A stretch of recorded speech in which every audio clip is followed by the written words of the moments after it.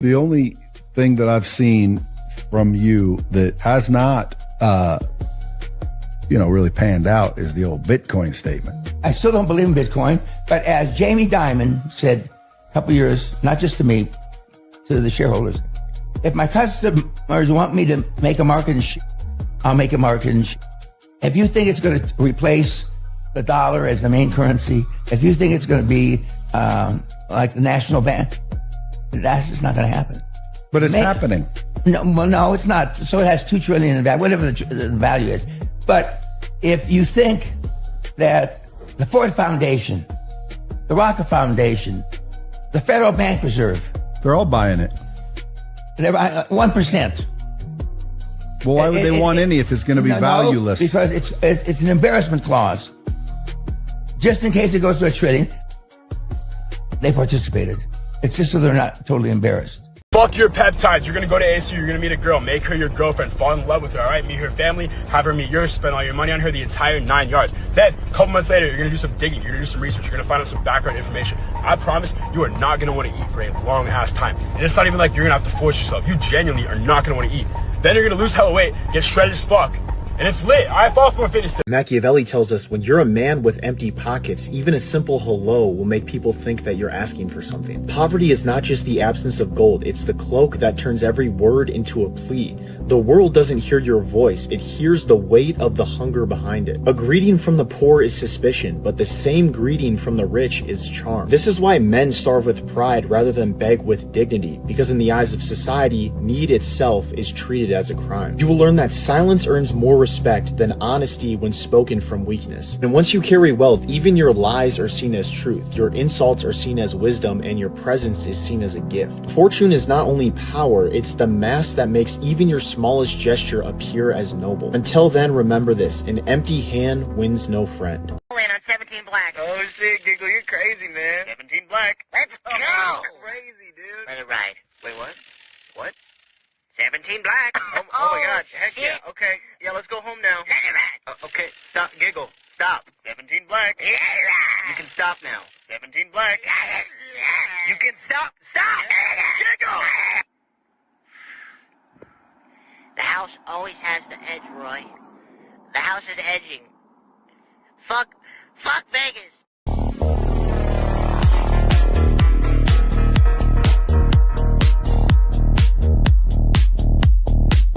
Broski, the market is so red, I thought my MacBook was bleeding. This is the end, cuz. Yesterday I was a millionaire, today I'm a slumdog. This is not a dip, this is a black hole. I'm selling everything, I'm They dying. have no idea. This is not a black hole, this is the beginning of a big bang.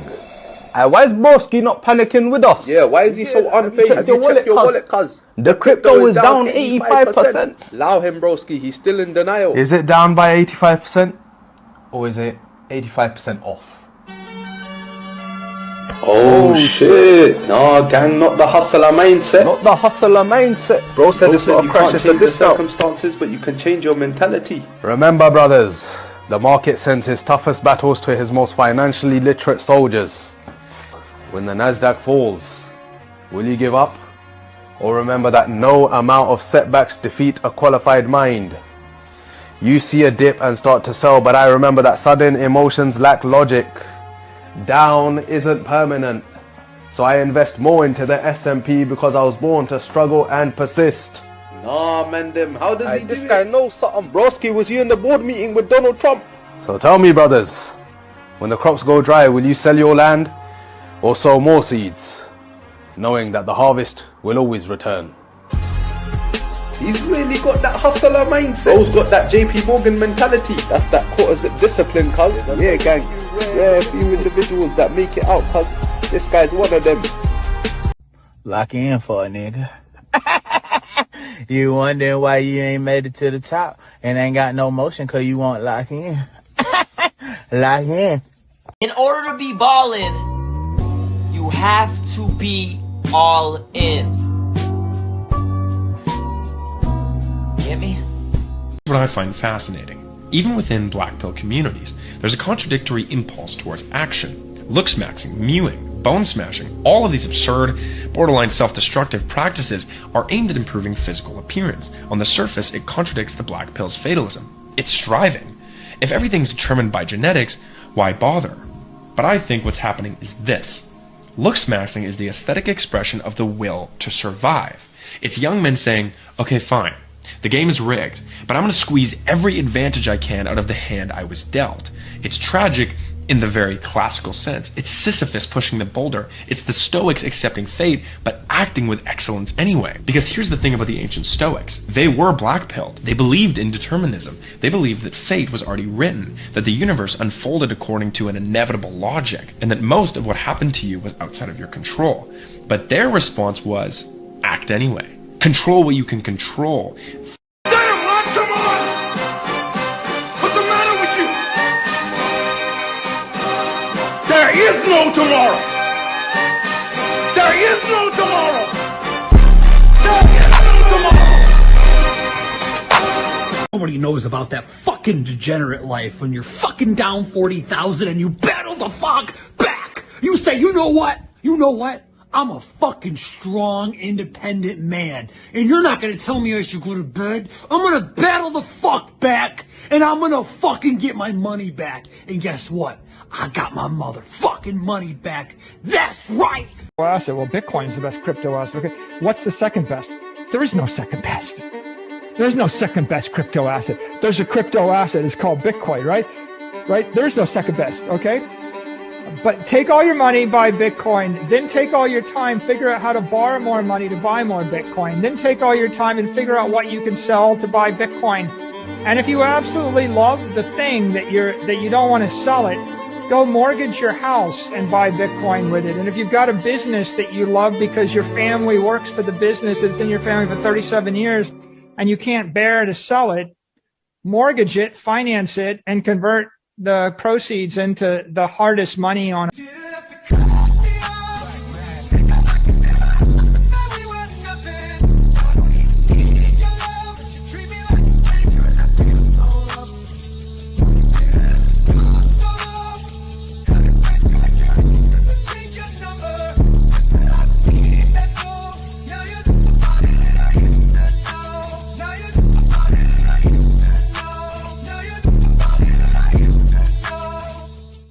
And we're live, ladies and gentlemen. Welcome to Moongang 199. Jerome Powell versus Trump. The Federal Reserve versus Orange Man. We are live from Las Vegas here with, I don't know. Somebody. A mysterious, shadowy supercoder.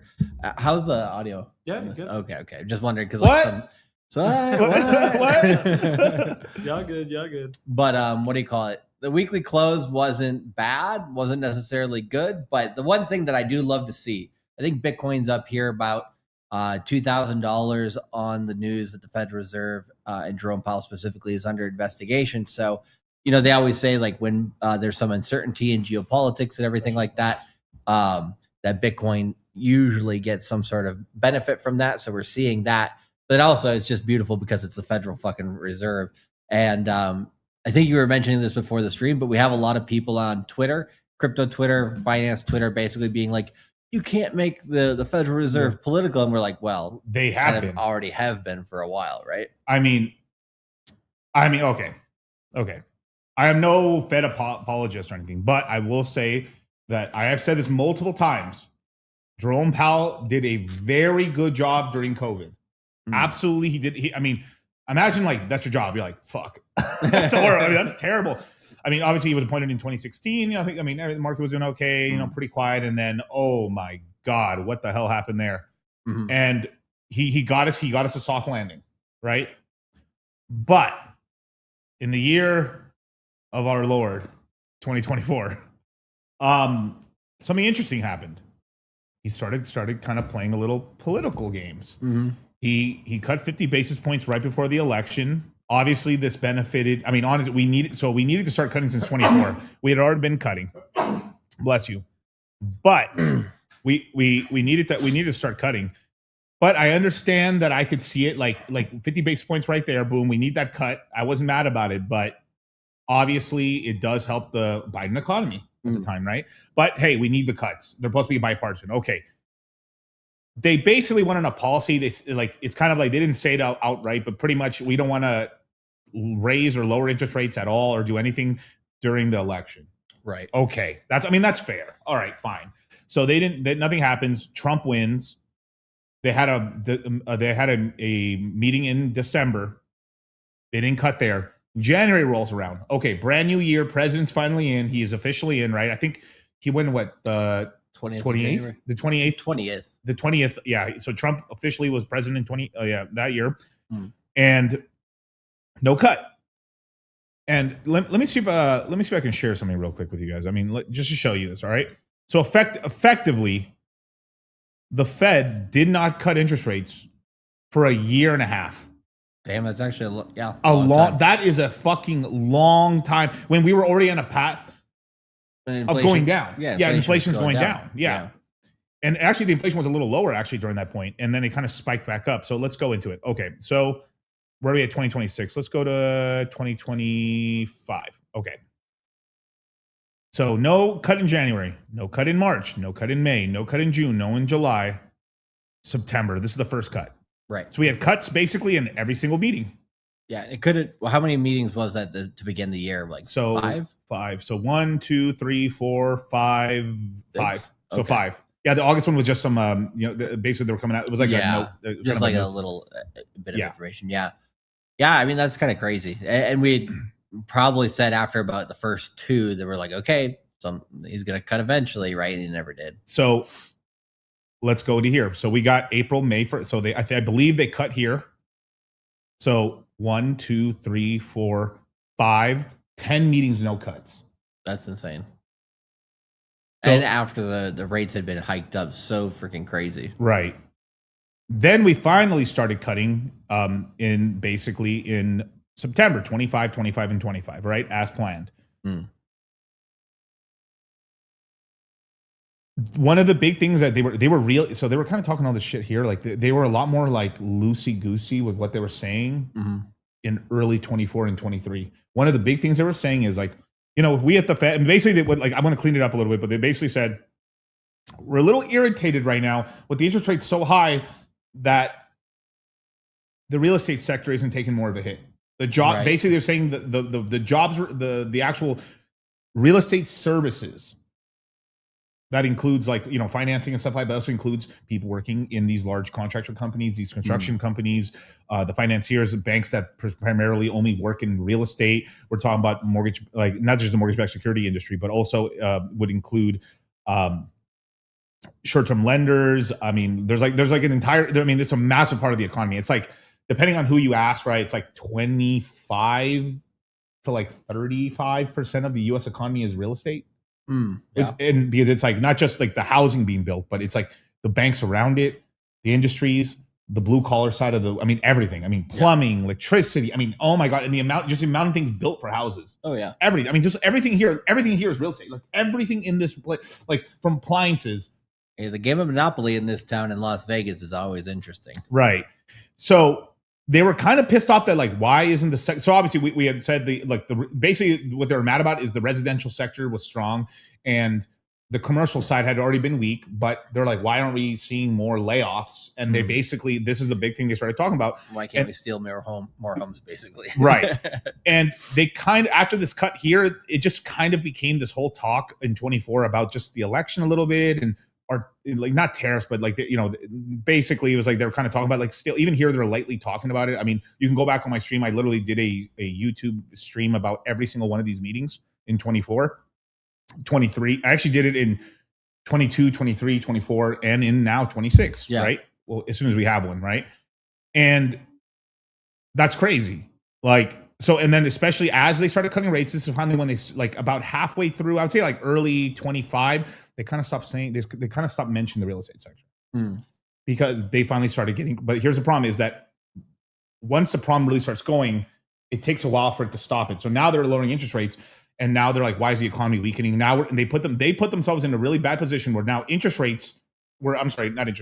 where the labor market's weak and inflation's going up. Yeah. Where they could have actually chosen a strong, they could have actually, they would have better position would have been like a strong labor market, but the interest rates are starting to go up. They could crush interest rates, which weaken this, but like they put themselves into a two-pronged situation for playing politics. Yeah. Well, I kind of, the way I kind of looked at it was, what do you call it? For crypto, how did it affect crypto? Well, it stopped us from getting like that kind of that over speculative parabolic move. Because if we would have had cuts all of 2025, there would have been a much better chance at having more liquidity, more speculation in the market. They could even cut slower. They could have cut slower. They could have cut every other. I remember like all 25. I was saying they could cut here. They could skip the March, go to May. Like it doesn't have to be every single one, but it should have started earlier in the year, and we might have had a better market. And then they're like, well, but maybe we would have added to inflation, right? It's like, well, if you don't do anything, then in 2026, in order, you're like, it's the equal but opposite effect to hold things up. You'll have to bring a lot of liquidity in the market so the market doesn't tank. So it's either, you go up and you get inflation, or you go down and you force more inflation. But either way, you're going to get more inflation, right? So yeah. So I would say, like, on paper, if you're like going by what is Jerome Powell's directive as head of the Fed, right? Is it to make a good economy, or is it to make sure that the money printer doesn't go on too crazy? So that way, if inflation gets so crazy where people like in Iran get pissed off, then you get a revolution, right? Versus if you basically use the money printer sparingly, and then when you don't use it, basically what you're doing is you're choking off people from getting rich, and you're making the rich richer. And so then they're mad that they don't get to buy more homes at the lows, basically. So it's like, but they're trying to do it in such a way in the United States so, like, what do you call it? They don't do it like a drunken sailor, because if they did it, if they use the money printer overly, then what they're going to do like a drunken is micro sailor? What'd you say? Yeah, something like that, right? But at least that goes towards something that's deflationary, right? Overall, but and then on top of that too, like, and then even when they started cutting in, like here's what could have gave an effect. If they started cutting rates earlier, they could have actually kept rolling off the balance sheet for longer. Like it's possible if they started cutting more aggressively, like 25, maybe back-to-back 25s, skip one meeting, a 25. They could have, because they were supposed to cut 100. Like the original plan since 2023, they outlined it. In 2025, we're going to cut 125 basis points. They cut 75. Right. And at the end of the year, after a year and a half of not cutting rates. Yeah, I forgot about that fact. Yeah. Yeah. They and then they said so originally it was going to be like 125 basis points in 2025, 100 basis points in 26, and then maybe like 50 basis points in 20. But it says like going out that far is kind of hard. It's like, but like roughly the interest rate was going to be either like 2% or 1.75, which is like historically, that's actually a good rate. Like you don't want the rate to be at zero. Yeah. But you don't want it to be 3, 4, 5% too, because then it's like there's large credit card debt. Americans owe a lot of money. The houses have only gone up in price, even though like we're not at the COVID all-time highs, but we haven't given it all back. We haven't gone back to 2019 prices either. So we're like at this weird point where like imagine Rolex is $100,000 at the peak. It cost you at the store 20 grand. It went to 100 grand, but it's still worth 40. It's still worth double what it was when you originally bought it. And then in order for you to get into it, the interest rates are still 2x. So like now, like we're like, let's just say a payment on a house as an example, right? Your mortgage on a house would be $4,000 because the interest rates are so high. They're $6,000, $7,000 for the same house. Uh-oh. And then that with high interest rates, guess what you can't do? You can't refinance. Uh-oh.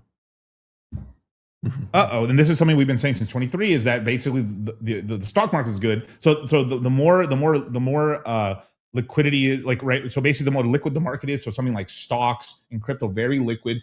They moved up, right? In 23, 24, we went up. We kind of stalled out in 25. I think that's more interest rate related and more of the big money just focused into the stock market. There's also this whole other thing too. I said this on my stream yesterday where we had, obviously, Elon Musk took over Twitter. Free speech, honestly, that's really good, right? I mean, and CZ, I think what he put in, he put in a couple $1 billion, but I forget what percentage stake CZ has in it, but it's maybe like 5-10% of Twitter is owned by Binance, basically. Right. Oh, I totally forgot about that. Actually, you're right. Yeah. Yeah, it was a huge deal. I mean, he basically overpaid to get it, basically, but man, then he gets some influence, right? Yeah. And I remember literally, he's like, "Hey," I remember when he first got it, he was like, "Hey, my tweets ain't being seen enough. Pump me up, dogs." He said, "Hey," he literally called over, like, "You motherfuckers, make sure everyone on Twitter can see my tweets. Everybody." And change your name to X for no reason. The X name, I still haven't gotten it. Well, the reason why was back in the day when Elon was doing eBay. Yes. He'd originally made a company called X.com or something like that. Oh, really? Yeah, and then eBay bought that, absorbed it, and then hired him based on that, or absorbed him. He's kind of renaming it after a past company. Yeah, wow. He's just always been obsessed with that. Got you. Yeah. And X means what, 10? Or what does it mean? Like it's supposed to be 10, right? Like numerically, because I guess did he name one of his kids some like X something? Oh yeah, something crazy, right? Like just some like weird shit. Didn't he have it with that singer lady? What was her name? Yeah, I kind of know who you're talking about, but yeah, he's just had a few crazies. Yeah. Like Elon's had some crazy baby mamas, man. He's had some crazy baby. Like I think one of is it? I'm pretty sure it's his. But like one of the crazy baby mamas or whatever he had, I think he had it with some right wing political lady or whatever. Yeah, it just had some clout chasing. Yeah, bimbo. Yeah. Well, apparently she was like super anti-trans, and now she's trying to transition their son. Yeah. No. Mm-hmm. Bro, tell me that isn't retribution. That's some women shit. Like cut your nose to spite your face. Yeah. Sort of shit. Like that's insane, man. Yeah. Ashley thank you, Ashley St. Clair. Yeah, that crazy one. Yeah, I mean, if you look at Elon's family tree, he's kind of a. At least it's not a bush. Yeah, yeah, right. But no, his dad, divorced the mom and then married the stepdaughter or something like that. I'm like, whoa, bro, what the fuck is going on in this family? But I mean, Ashley Smashley, one of the worst names you could ever give a girl. I mean, there's name theory with this shit. Like you have to doesn't matter if you have a son or daughter, you gotta play around with the name. Like, what is some stupid nickname that always you like? Right? Like what's the worst thing that they could do? Yeah, this is why choosing a vanilla ass name is like there's tried and true names like David. You know what I mean? Like David, Michael. Like there's a couple of like different. I played around with a lot of names. I was like, which of these names like. Bartholomew. Come on, dog. You know, your kid bullied on that shit. Somehow we end up meeting a lot of Kevins. A lot of Kevins. Chad. Ella Sancho. My second son's I'm gonna name him Chad. Quantavius. Yeah, after the disaster. Just choose some old name for like a Shakespeare play or something. Shakespearean. But Sharkeesh is insane. Sharkeesh is insane. Jesus, no. Yeah, but but there's a lot of bad names out here. You have to look at that's the same. I would say the girl names are harder than the boy names. What are the most common names that are being chosen for babies right now? Muhammad. Jesus, yeah. That's UK. Shout out to my boys in London. Oh, bro. I actually like Maximilian. Maximilian's not terrible because you could be Max It's hard to make like hard to make like a bet. Like you have to choose like Nick. You can if you shorten it, is it bad? No. Like Jonathan, his name's John. Yeah, you know what I'm saying? Like it's not bad. I think in Ireland, I think I read it was, or I can't remember which country, but basically, or no, it was France. The name Kevin around the time that Home Alone was popular, right, was a really popular name, right, and then like basically now it means like a what do you call it? Like a person who's just like very Americanized and has like no culture. Like they're not French, you know, at all or something like that. I can't remember. I'm sorry, who wants to be French? I mean, do you know what's happening? Look, I know we're going to Ledger did it again too, by the way. So last week. Okay. Reason 1,157 reason why you should not live in France or trust the French is that if you're a crypto company or a crypto guy that makes some money in France, you pretty much got doxxed. Not just by Ledger, but by actually the French government who you file your taxes. There has been multiple, I mean, it's been nonstop with people getting wrench ganged in France. Yep. To like a crazy extent. I mean, I actually have a post about it. I'll actually, let me pull it. I'll pull it up right now. I was going to make a whole sphere before, obviously we got all this Jerome Powell news. So this is incredible. But before this, I was going to actually show this massive thing on France. A whole expose, if you will say. But, we should get some French music on this soundboard. Oh, yeah, right there, brother. Come on. Oh yeah. Okay. Yeah, not too shabby.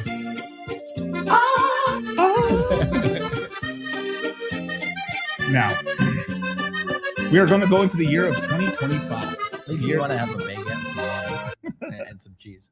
Right. The real freedom fries. The real reason why NFT Paris was canceled. I think it was canceled because no one's. I mean, like NFTs are dead as fuck. January 1st, the father of crypto influencer kidnapped, held hostage. Saint, right there. January 21st, wow. David, co-founder of Ledger, and his partner were kidnapped and held hostage. Who? David Bell. Okay. Yeah, co-founder of Ledger. Oh wow. So, yeah, held hostage. Kidnapping of a crypto investor in Paris. Father of an entrepreneur kidnapped, acts of mutilation. Jesus. So they were fucked up bad. Attempted kidnapping of the daughter of Pierre Nuret, CEO of Palladium. Paymium. Must be an e-commerce platform. Yeah. Planned kidnapping of investor foiled by the police, Normandy. Hey, they got one. Yeah. Police arrest 10 hooded men, thwarting an attempted kidnap of a Bitcoin miner.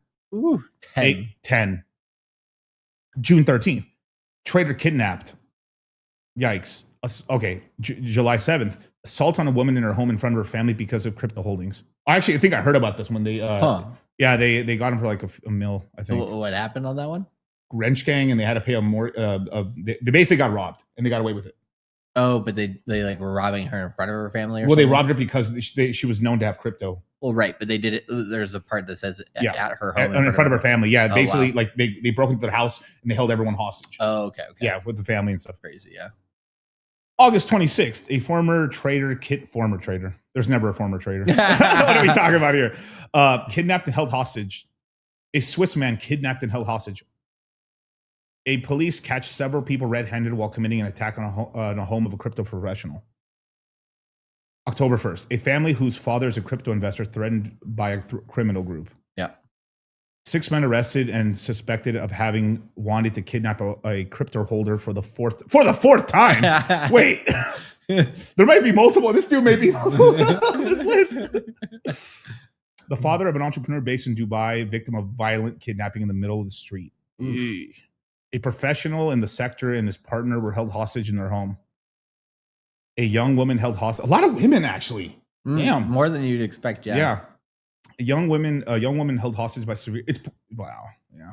January 9th, engineer kidnapped in his home. January 9th, a crypto investor and his family tied up and beaten up in their home. Damn. Brother. It's the 11th. We're due for another one, but. And I thought Dubai was safe. Well, Chainalysis, they did their review on 2025 and basically found that crypto crime per se has kind of stayed about similar the last 2 to 3 years. I would say most of that's probably because, the market's gone up a bit, but nothing too crazy. Right. It's whenever the market goes up a lot, the dollar values start going up too. People are like, oh my God, it's the worst crime in crypto ever. That kind of thing. But it's like, well, not if you look at it in Bitcoin, but they said of the 6 or 7 billion that was wrench ganged. No, that was stolen, hacked, stolen, whatever. Okay. It was about 2 billion of it was done by Lazarus Group in North Korea. The boys. And LeBron James of the game. 1.5 billion of that was Bybit, the leverage trading exchange.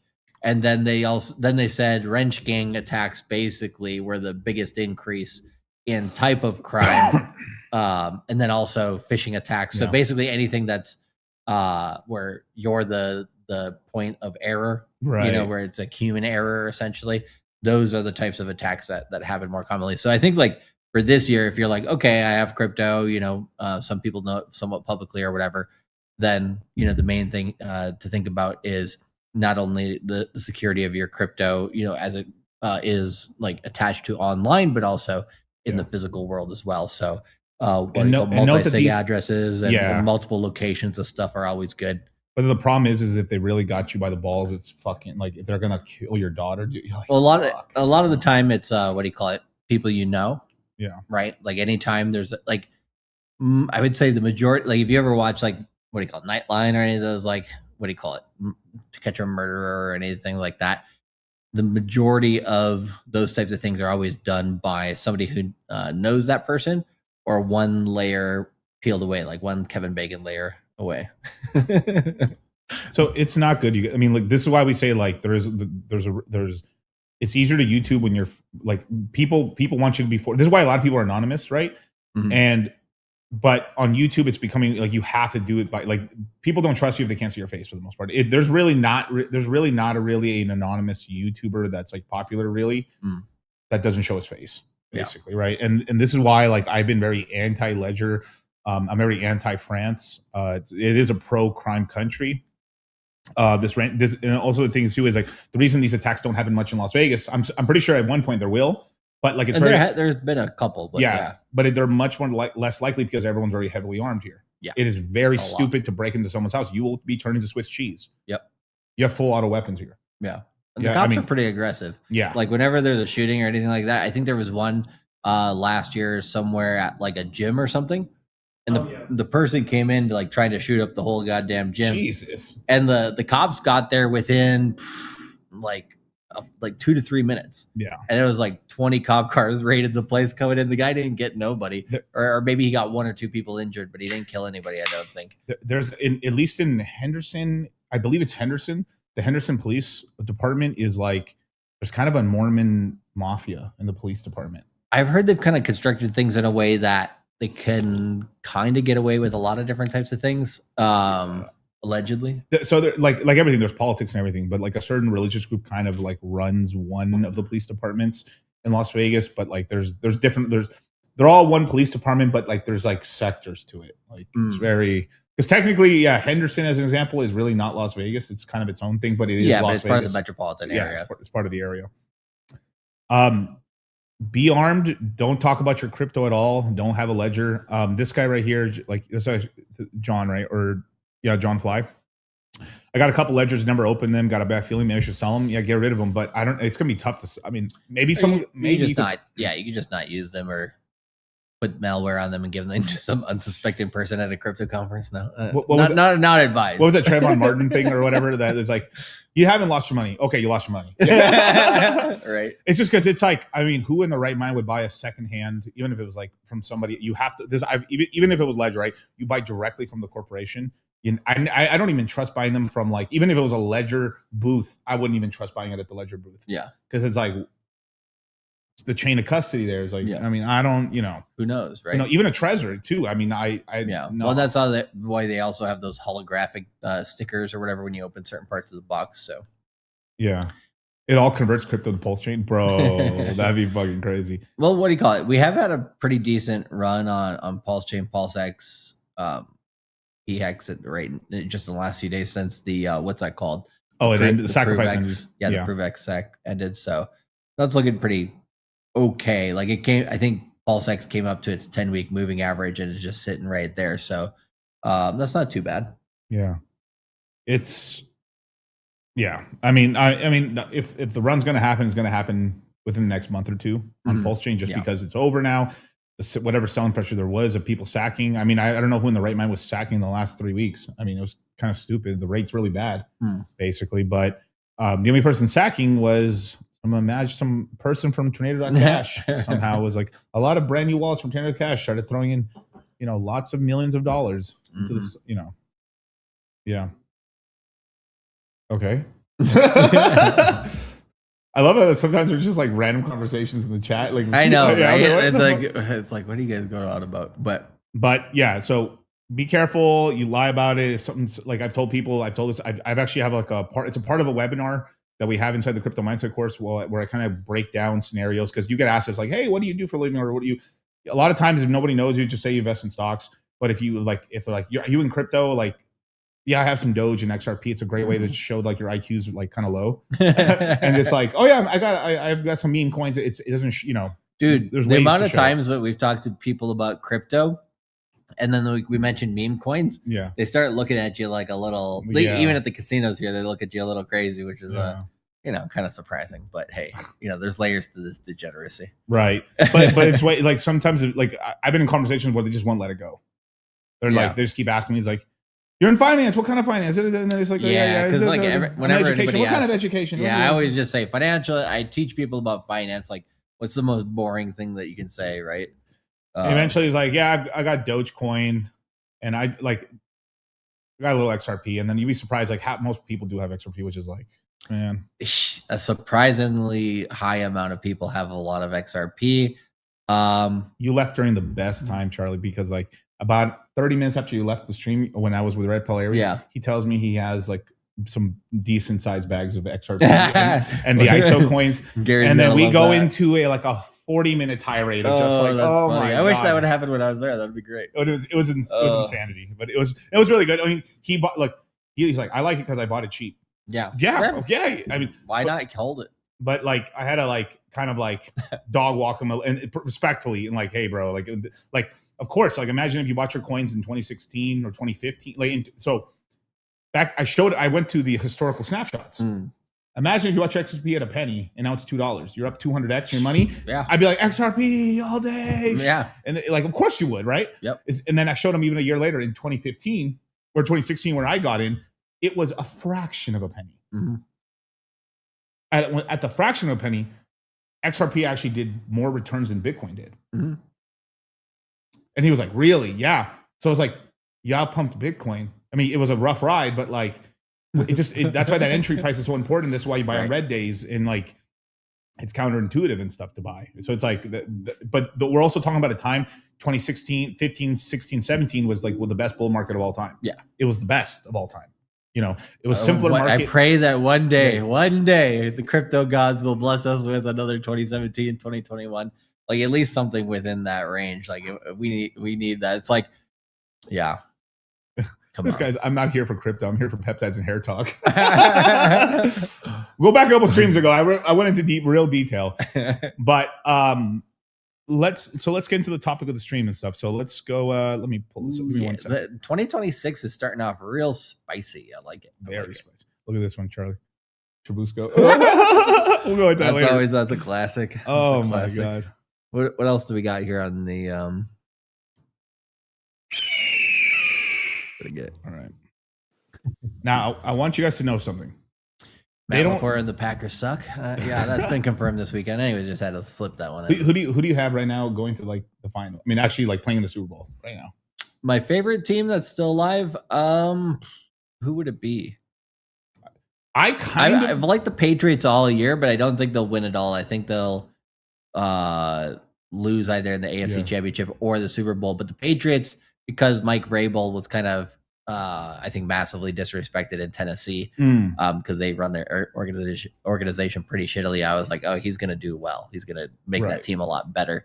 So I think I've liked the Patriots a lot this year, even though they've had too much success. So fuck those guys. But on the NFC side, because the Bills would be my other for the AFC. So Bills, Patriots, one of those two probably has the best chance. Seattle actually has a decent chance, but I don't know if they can pull it off. I think Sam Darnold will choke at the NFC Championship game or something. I don't know. But is Jaguars still in? Jaguars, they lost to the Bills. Okay, that was the one I was surprised. They're still. I was like, they're fucking still. The Jaguars were really good this year, so I think they'll probably do well. I'm trying to think of the other team in the NFC that I like because, to be honest, like who's left in the NFC? Let me see. Oh, I would say, to be honest, the Rams. The Rams probably have the best shot in the NFC, even though they're not a high seed. It depends on when they hit Seattle, because Seattle's going to beat San Francisco. I'm pretty sure. I kind of want the Bears. I kind of want the Bears just for like, I don't know why. It's just like the Bears have gone far enough. Fuck the Bears. Fuck the Bears. No, I got no horse in this race. No. To be honest, I respect what the Bears did to the Packers and how they tore the hearts out of everybody in Green Bay. Fuck the Rams. no, John Flynn. Fuck you. But throw that like the brackets up there again. Yeah, just pull it up, because the only thing I'm thinking. So like the Broncos were kind of similar to the Patriots and like how well they've done this year, kind of not coming out of nowhere. Obviously, Sean Payton's a good coach, but I don't really like the Broncos to win it all. But it's possible that they do. It's them, the Patriots, and the Bills that have the best chance in the AFC, and then the NFC is the Seahawks, Rams. Basically, only those two, in my opinion. But you could put the Eagles in there too. We have like a good mismatch this time. The Eagles lost to San Francisco. My bad. So yeah, fuck it. I think only it'll be the Rams and Seahawks in the NFC Championship, and I think Rams go to the Super Bowl. Interesting. Fuck the Bears, but the Cowboys. The Bears could make it to the AFC Championship game, but the Bears could not make it to the Super Bowl. No, not the first year with the new head coach. This is verboten. That would be really funny. No, to me, it would be hilarious.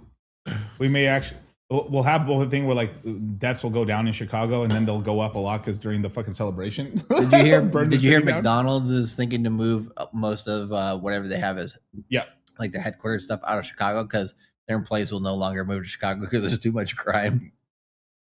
I'm like, Gotham City, here we come. It was modeled after Chicago. Batman was. Really? Mm-hmm. Oh, Gotham City was? Yeah, modeled after Chicago. So I'm like, I wish that was kind of New York-ish, kind of. It was a mixture.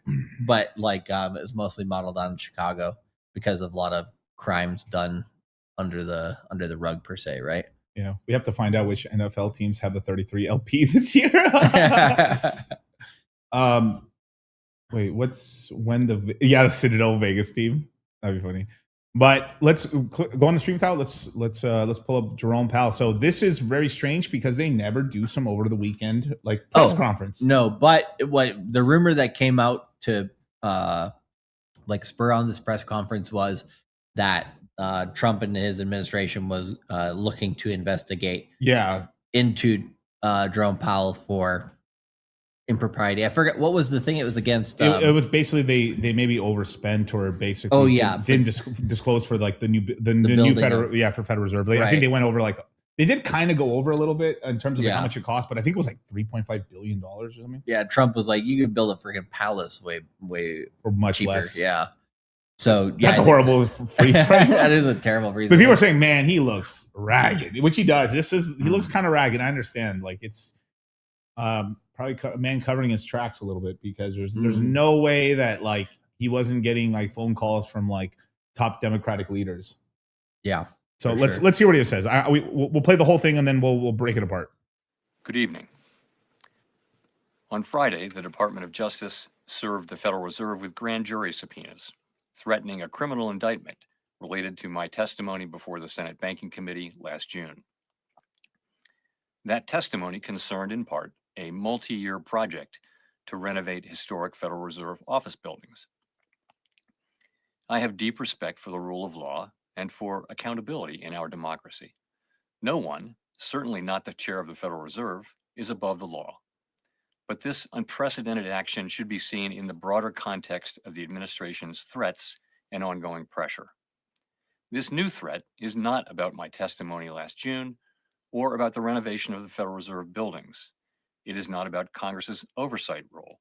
The Fed, through testimony and other public disclosures, made every effort to keep Congress informed about the renovation project. Those are pretexts. The threat of criminal charges is a consequence of the Federal Reserve setting interest rates based on our best assessment of what will serve the public, rather than following the preferences of the president. This is about whether the Fed will be able to continue to set interest rates based on evidence and economic conditions, or whether instead monetary policy will be directed by political pressure or intimidation. I have served at the Federal Reserve under 4 administrations, Republicans and Democrats alike. In every case, I have carried out my duties without political fear or favor, focused solely on our mandate of price stability and maximum employment. Public service sometimes requires standing firm in the face of threats. I will continue to do the job the Senate confirmed me to do, with integrity and a commitment to serving the American people. Thank you.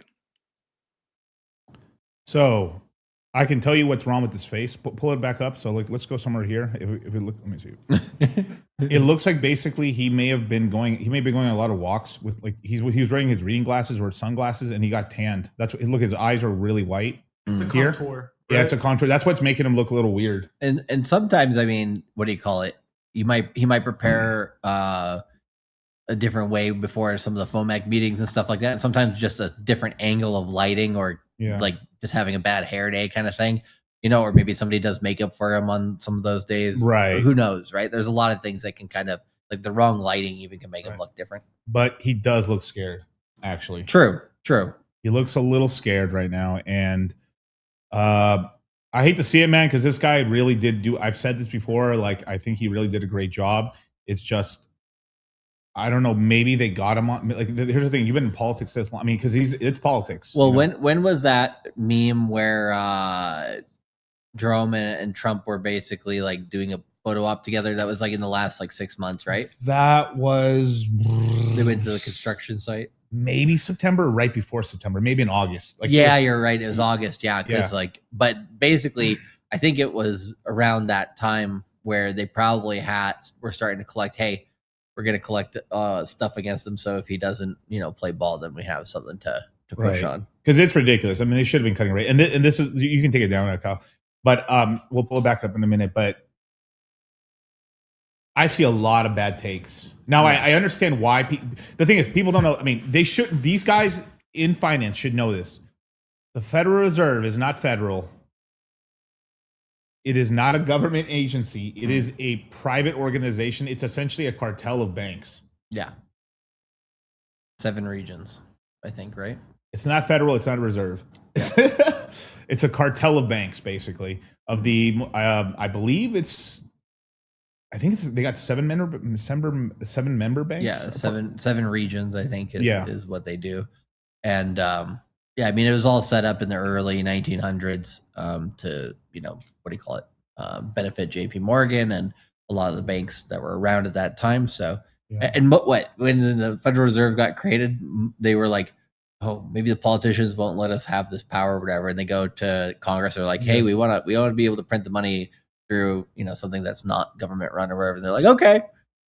Yeah, I mean, like you want what the fuck? You want to even go more back on the Federal? So the Federal Reserve got created in 1913, right? Yeah. Well, 1912, and so they had been trying to. I think they've been trying to position this. Wow, I can't even talk today. Position this since like 1911 officially, right? Right. And there was a bunch of politicians in the way, as well as there was a bunch of very, very powerful rich men against it, like the owner of Macy's, which was basically the biggest corporation at the time. Smart people. Very smart people, very rich people, very physical type of business. There wasn't the same kind of financial game that it is today. You know, you actually had more to have industrial. More industrial. You actually had a real business with a bunch of employees to have like political power and money, right? Yeah. And a lot of these people died on Titanic. Interesting. Where's the suspense one? Do you have that one on here? No. That works too. And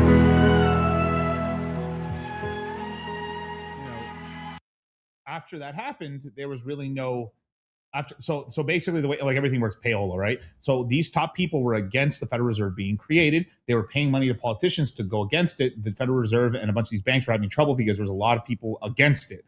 These people died. No one was paying the bills. The banks started paying the bills, and so they passed it. And they relatively were pretty quiet because this is the money the Federal Reserve was needed in order to have World War I. Yep. Right. And man, it's a lot of shit. Basically, you couldn't have World War I in the United States without the Federal Reserve being created. which is crazy. And still like to this day, I mean, one of the biggest movies of all time is Titanic. Yeah.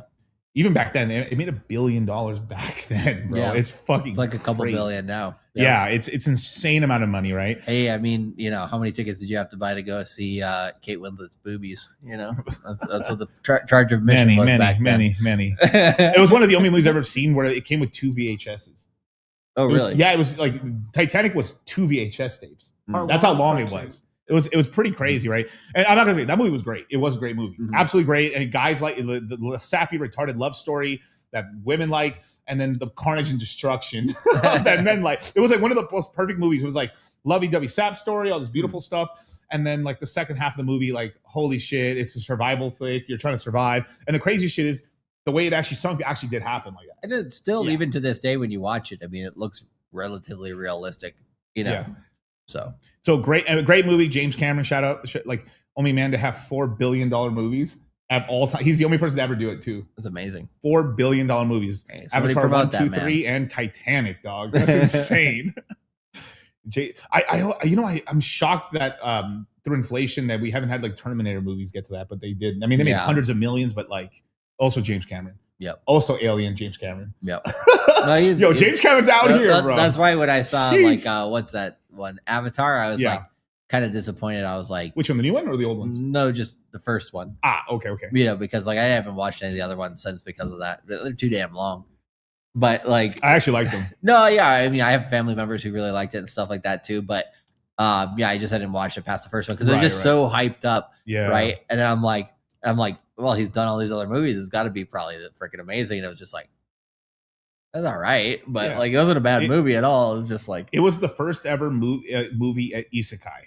Basically, was like, I mean, think about it. You're like essentially like isekais are basically this whole thing where like it's a POV sort of anime or like the shortest thing where like basically like they choose a very like.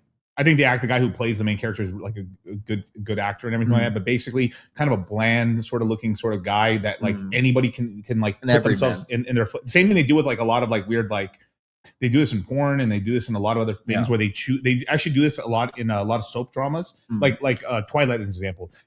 That's for women, right? Twilight's for women, right? They choose a very blandish looking girl that most women, she's pretty enough, but not pretty, but not that ugly. Right in the middle where enough women can put themselves in her shoes. Edward loves me. Yeah. It's an everyman character. Yeah. And every woman in that character. Case. Yeah. In that case, yeah. And this is why they do so good. So these are kind of POV isekai movies in a way. And it's a whole thing. Hey, this guy has his feet. We're a brand new world. You know, it's like we're gonna be the it's not dancing. I hate the comparisons of it's Dancing with Wolves. Oh right? yeah. It's not really all that, but like but it's like, you know, you fall in love with the indigenous woman and shit. You become the tribe. You know, I don't like the whole white. They're saying white savior. There's no white savior shit. It's just kind of like the colonization stuff and everything like that. But I kind of thought it led into that victim mentality a little bit too much. But it is what it is. His game needs to be studied definitely, and he did the right thing. He leaned into the third movie. He leaned into that whole thing. It was like never ask a racist what race his wife is, which is fun. It is kind of true though. It is kind of funny, like.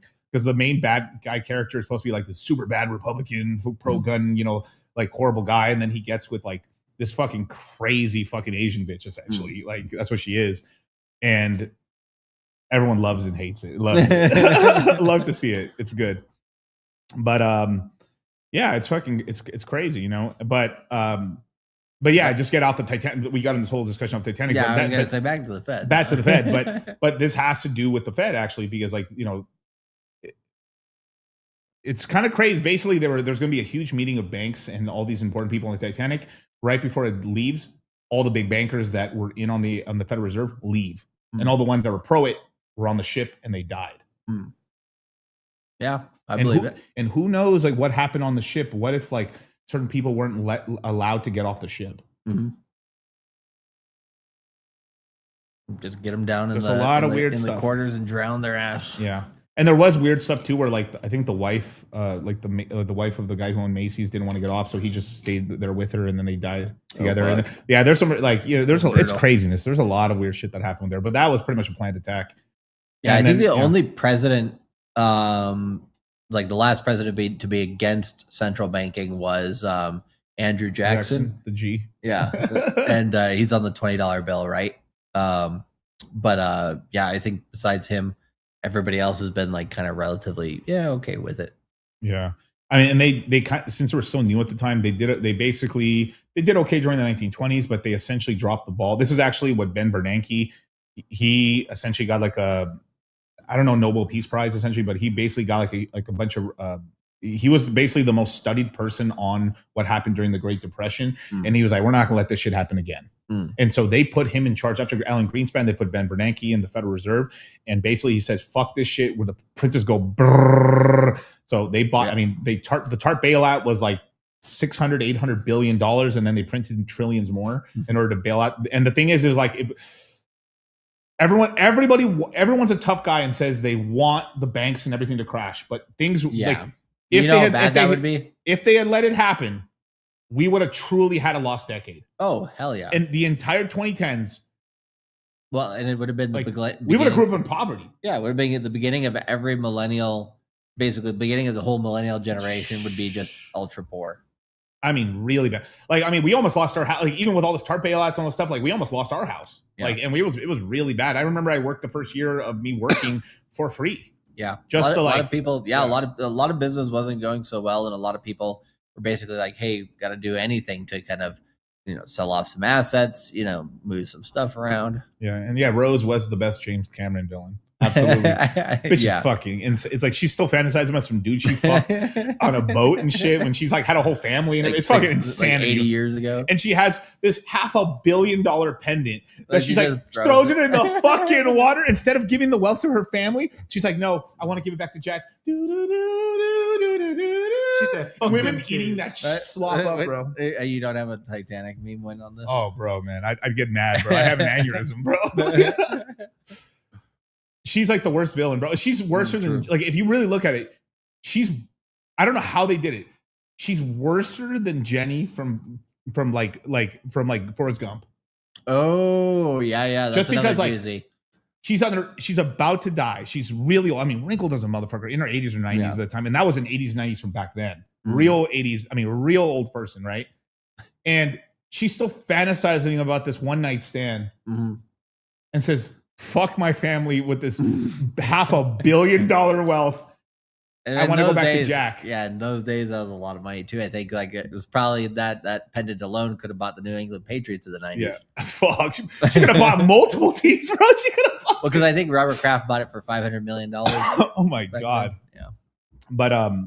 But it's craziness. They spend a week together. It's fucking horrible. Alpha fucks, right? Alpha fucks. But then on top of that, right, the main villain of the story, which was like the love interest, the supposed love interest of like Rose, right? He knows the situation where that basically like Rose's father was some super rich guy in Europe, right? He basically, his business started going bad. They got into mega debt. And basically, but they were bankrupt. They were broke as fuck. They had enough money to get on this boat, and she needed to do kind of a political marriage. And this guy had a lot of money. This guy was going to help pay off their debts and kind of put them back into standing. So this guy was saving their entire lineage and family. Was doing everything that. The guy was a good-looking dude. Yeah, good looking. The guy from The Mummy who played the Mummy. Yeah. He was a good. That was him. Yeah, you didn't know that? No. Whoa! The guy who played the Mummy. So he got fucked twice in 2 movies? True. Yeah, pretty hard. Yeah, bro. Because he's always kind of like the villain, right? Charlie, you fucked my no. I can't believe you didn't never notice that. Ultimate betrayal. Damn. He looks like Lex Luthor. Lex Luthor. Yeah. They're coming back for another movie. Actually, they're making another Mummy movie. Oh, really? With the original actress who played the main heroine, and then this dude. I wonder who the director, if it's the same director or not. I hope it is. That's fucking insane, dude. Sorry, Charlie. This is the biggest mind fuck to me. What? I didn't know you didn't know that. So he got fucked twice in 2. That's insane. Yeah, he got screwed over in The Mummy by like the lady who he'd been like eternally like married to or something. But it happened in the what movie? In the second one or the third one? No, the one with the what was it with the Rock? Oh, Scorpion King. Scorpion King. Yeah. He's like, save me. He's like, and then he looks at them. He's like, That's true love. I got fucked. And he throws himself into hell. Yeah, like, yeah, damn, yeah. dude. Like, and then she dies by scarabs. That was pretty G. Yeah. Like, she deserves that shit. She got what she deserved. God damn, dude. And then that bitch was crazy because she killed her own daddy. Did she? Yeah, she did. Well, was that her husband or her dad? Kyle, do you remember? Like, it was like, not a Knocks on the Moon. No, yeah, Knocks on the Moon was that. Like, was that Who Touched You? That was her lover. He was married to her. Yeah, not married. No, married to the pharaoh, the actual pharaoh, or was she like the daughter of the pharaoh? All right, we'll look this up later. Figure out something. Oh, it's the husband. Okay, Who Touched You? Yeah. So she killed her husband too. If a chick is willing to, I mean, Murdered by his mistress. Mistress, yeah. Shout out to the boys. Yeah, mistress, yeah, and his high priest. God damn, dude. The Mummy movies, especially the first one, was great. Well, it looks like my Chargers lost. Not surprised. Yeah, I said the Patriots were gonna do well, so they're still kicking good. Well, anyway, but like, yeah, this is why the red pill is important. You got, let's see. Wow, that's crush. What a boring score. Yeah, 316. What's exciting when they get to the 20s and it's a 3? Like, that's a crush, or would it be like a 30? Like, let's say Patriots won by 30, and then they lost by 3. What do you mean? Like, what's like an actual like wow, one side, like the team really got wrecked? Well, yeah, I mean, like shutout. Yeah, if you win by multiple scores, a shutout, of course, yeah. But like, if you won by more than 3 scores, like 21 plus points, like, you're pretty much kicking ass.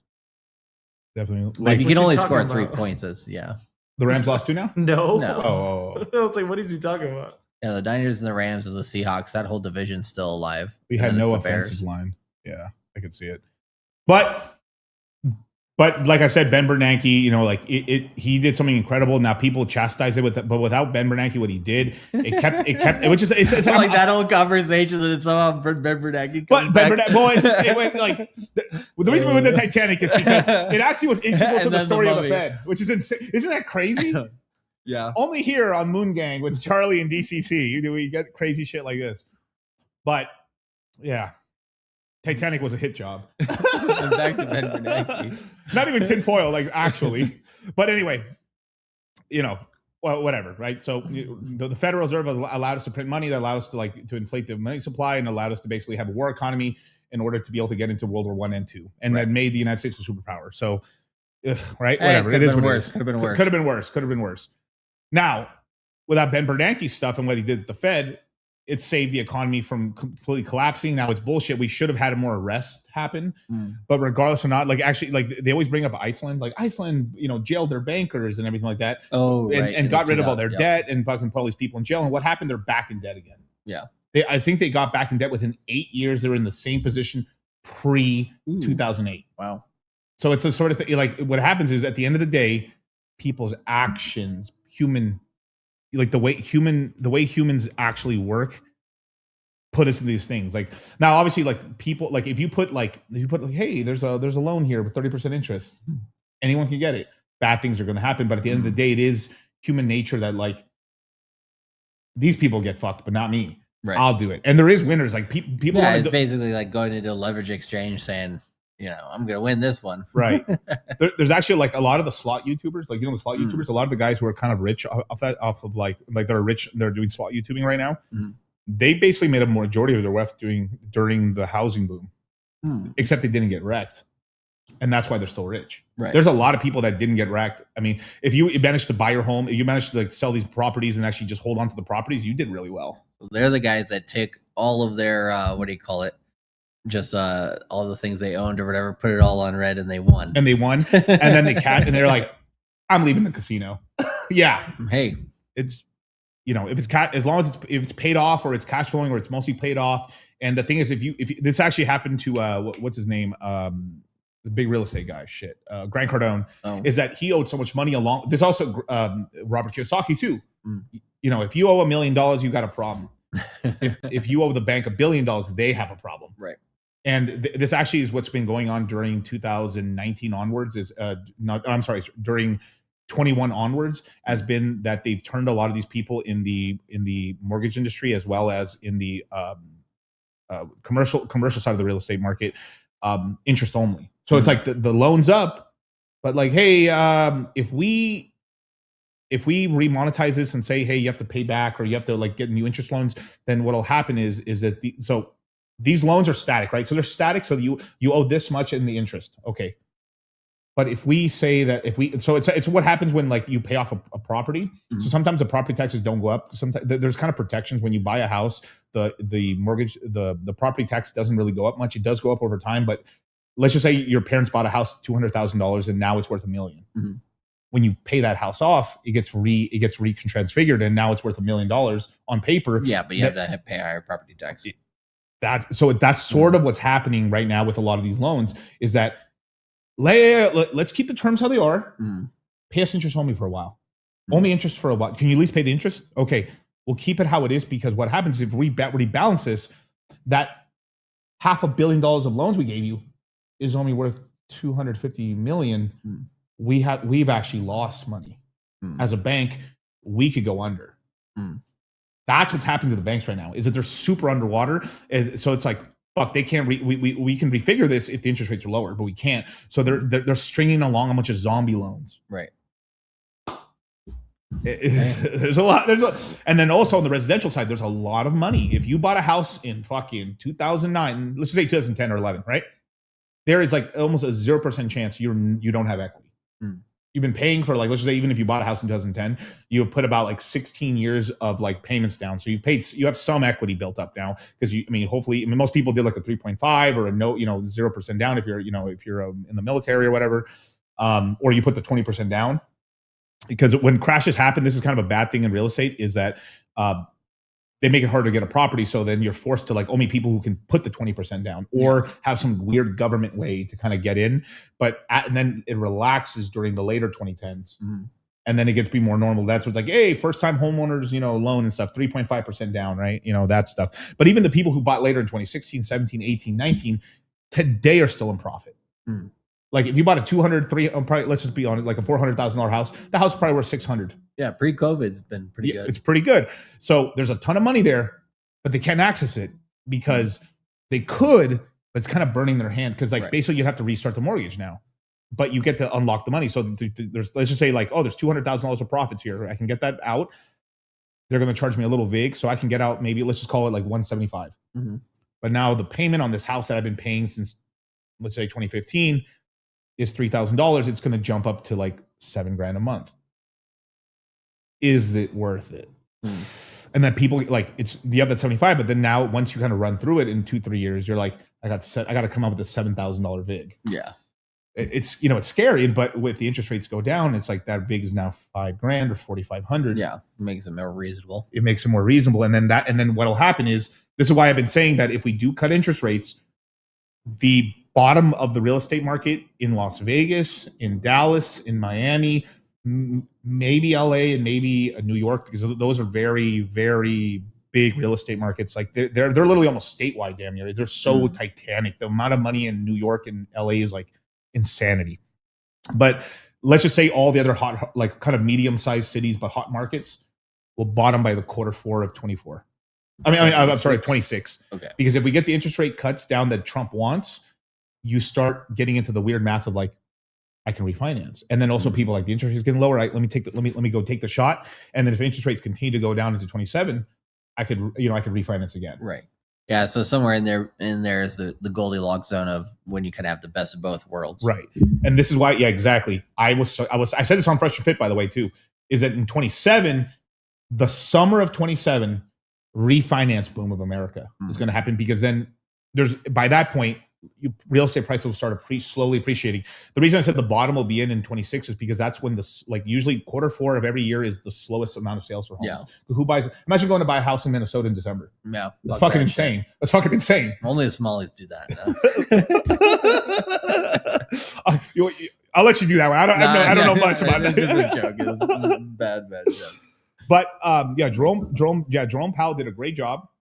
I'm sorry, Ben Bernanke did a great job, but it's sort of like, good job, motherfucker. It's kind of like, it's such a thankless job because you're kind of fixing, because like they didn't do that. It was Alan Greenspan that did it, but also it was Alan Greenspan with Bill Clinton, George W. Bush, and a little Obama. And it's really mostly like who's really started it was actually Bill Clinton. Then who took it to the crazy level? George W. Bush Jr. And then Obama, I mean, I can't really blame Obama. He kind of caught the, you know. Yeah, he had to do something. Yeah, it's like. He can't do nothing. Can't do nothing and stuff. So he got in between a rock and a hard place because his first term was not easy because what he came in 2008.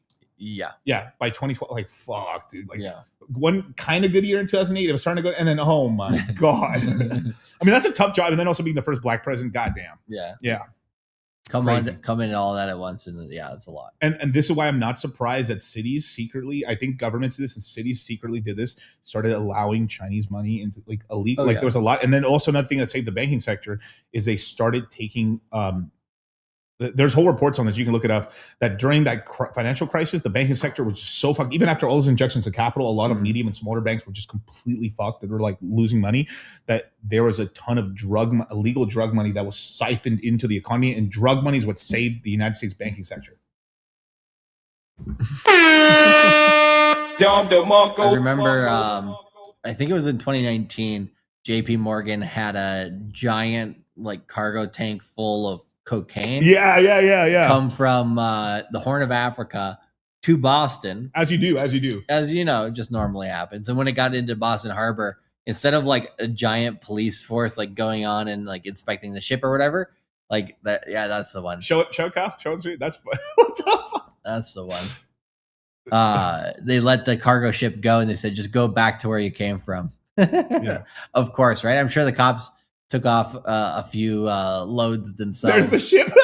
It's literally right there. 20 tons of cocaine. And it was owned by JP Morgan, but it was some company under them, like a subsidiary company that owned it from Africa. Yeah. Mediterranean. So that way they shipping had firm. enough, buffer zone in between to say, hey, it wasn't us. When did this happen? Switzerland-based shipping company. I'm trying to remember. Oh no! This was I'm sorry. This was during Trump's first. The end of his Trump. I never mind. There's this whole thing that happened during when Trump's first term. He went after Switzerland. Remember the Swiss bank accounts? Oh no, I thought that was Obama. No. That was Trump for 100%. Do Trump Okay. Swiss bank accounts? He's like, I think it was during his first year. He says, all right, if you have a Swiss bank account, if you repatriate all the money back, you won't get in trouble, but you have to pay 10% taxes on it. Oh yeah, I do kind of remember that. When was that? I remember him doing this. Yeah. No. Well, look for it. You guys know what? I'm pretty sure you guys remember this happening. No. Okay. Now just get off of this. But like, it did happen. But yeah, Eddie says the real cartel. Yeah, that's right. Exactly. Yeah. So, I mean, yeah, when you look at what's happening behind the scenes in government, I think that one of the best documentaries on that kind of stuff is HSBC. That's the main drug bank. What was the name of that show? American Greed? No, wasn't it? American Greed's a good one, but Dirty Money. Dirty Money. If you just look up With Dirty Mike Rowe. That'd be funny, actually. With Gary Gensler. No. Yeah, with Gary Gensler. But no, you have Dateline? Huh? Was it Dateline? No, it was American Greed. Oh, it was that one I just mentioned. Yeah. But anyways, you watch that one and you see what they get away with. This was like 2012 or something like that. But they literally have, been financing terrorist organizations just as the Somalis have from Minnesota, like all sorts of stuff. It's like, it's only gotten worse. And I mean, yeah, the sovereign individual, right? The book basically says like all that corruption is going to basically come to the front. And then when that's enough and digital assets have taken over, people will stop choosing to pay taxes. And that's when the government starts to unravel even more. I'm like, hey, we're starting to get kind of close. Yeah.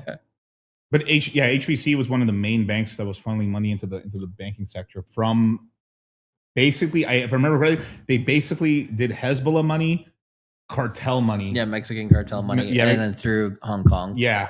And that money kind of reflushed, like basically like saved the banking sector. Yeah. I'll look not on my next stream, but I'll look this up and I'll have but this is a real thing. Like we're talking about a real thing right now. I mean, you can go watch Dirty Money on Netflix with HSBC. You'll see it right away. Yeah, Dateline, Dirty Money, and American Greed, great shows to watch. Great shows to watch. Insane. Have a seat.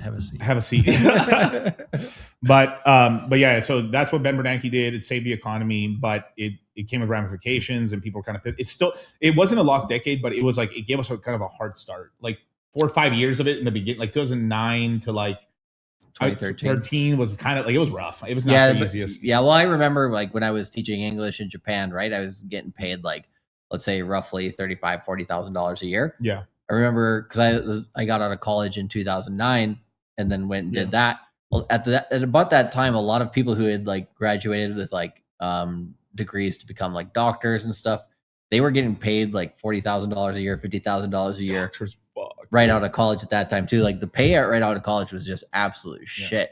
And then I think housing plus pay for like actual jobs and stuff started to rebound a lot in 2013 afterwards.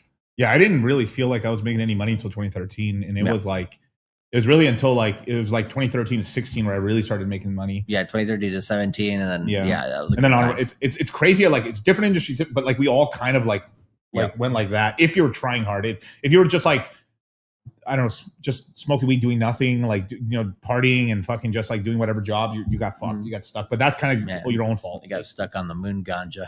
The moon ganja. That's funny.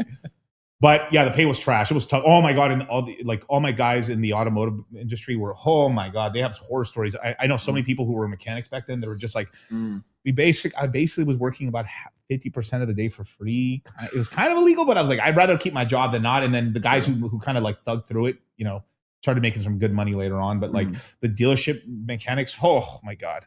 Not even talk about the people selling cars. Fuck. Yeah. Yeah. True. It was a tough time. Like Zoomers will never know, bro. It was like, this is not new. Like what this little shit we went through was like, this is nothing compared to that. Like, absolutely. Yeah. People trying to like, but at the same time, this is the thing is like the most recent thing that happens to you, you always think it's going to happen again. Right. Like it's going to be a housing crisis, bro. Like, no, it's like, there's like, it's an everything crisis, but it's not like they're trying to pin it all on real estate, but no, it's everything. Everything's overinflated. It's not just they try to contain the fire, like you said, like, or the blame. Yeah, that makes sense politically as well. Yeah. So Ben Bernanke was there for a long. Then I think it was Jenny Yellen. I think Jenny Yellen was for a couple of years. She did basically. There was nothing to do. She was just coasting, really. Yeah. But what she should have done is like very lightly lower rates now. So she kind of fumbled the ball, but like they should have just lowered interest rates slightly, or increased them. Because we were at zero. They should have lightly increased them over time. They never did. They kept them at zero for too long. Look at them, the Fed doing a huge mistake again. But they could have just done 10 basis points. Sounds like it's nothing. It is nothing. Yeah. But if they were just like slowly over years, lightly increasing it, we would have been off of zero, which is then you have more room to play. Right. Then, of course, Jerome Powell came in power, and then COVID happened, and then the economy was really heating up. Things were awesome. you were in finance and crypto and everything else. It was fucking awesome. The beginning of COVID was rough because it was like you're stuck in your house, or for some reason everyone went crazy over toilet paper. Yeah, for a few days. Yeah, for a few weeks. I looked in the garage and was like, all right, I have 2 Costco things of toilet paper. I'm good. But then I saw motherfuckers fighting for toilet paper and water bottles. It was kind of this weirdest thing. Yeah. And then after that, 2022 happened. We officially got up to what, 9% in inflation. Yeah, it did get up that high. And that meant that we really were at 25 to 30% inflation. Yeah. Which we all know that's true. That's what happened. Well, and then everybody starts to feel it a lot more in there every day. Like, cause I remember back in like 2019, people were like, they're trying to describe like, why is the money wrong and like not working well and stuff. I'm like, well, let me tell you about inflation. Right. And then like, then there's this awesome thing called Bitcoin that basically is engineered to do exactly the opposite. Right. Yeah. And then people will be like, I don't know if it's just inflation or whatever. Right. Plus 3-4 years later, everybody's like, yeah, inflation's pretty fucked up. Here's a crazy, in an alternate world, let's just say let's just say Ben Bernanke the Fed never did anything. They sat on their hands. Yeah. We wouldn't have Bitcoin today. Yeah, absolutely. We maybe COVID would have been enough to do Bitcoin. Maybe, but like who knows? Yeah, it's like a once in a decade. I'm like all these crises, financial crises, once in a decade financial crisis. It sounds like it's going to be our life. And then, so So that happens, right? 0% interest rates are printing money. Things are going crazy because they have to print money. So we expend it. We basically doubled the money supply. Things were going crazy, but then we also stopped production. So even though they doubled the inflation, the money supply, and they printed all this money, but the main thing that really fucked everything up was we still had the same amount of demand. The problem is we stopped the production of supplies. So we stopped making, like, toilet paper wasn't being created as much. Like, we didn't have all this stuff from, like, basically we stopped global trade. And so you couldn't get stuff. So we had the same amount of demand for limited supplies. Right. So prices went up crazy. There was COVID price. I remember I shouldn't even say how much I paid for this. I paid a lot for a bottle of sriracha. I mean, this is the one thing I paid the COVID prices for. I think I paid one time like $40 for a bottle of sriracha, and then another time $100 because I was like, I need a bottle of sriracha. It was horrible. It was horrible. But things went back, and but that actually coincided with, there was a huge, I think there was like some sort of like weather pattern that happened in the area they make all the chili peppers and stuff, and they're actually like most of the crop died. So there was like a reason for it as well. But stock up on sriracha. Shit happens. But anyway, so yeah, we doubled the supply. Then the factories were turned off. As they were turning on, the supply takes a long time to get all that shit back up and running. And then people also freak out because geopolitically, you're like, oh, if this shit turns off, we can't make anything. And then here's the scary part, is that people figured out really quickly in the United States, in a lot of countries besides India, but because India actually makes a lot of pharmaceuticals, we can't make most of the pharmaceuticals.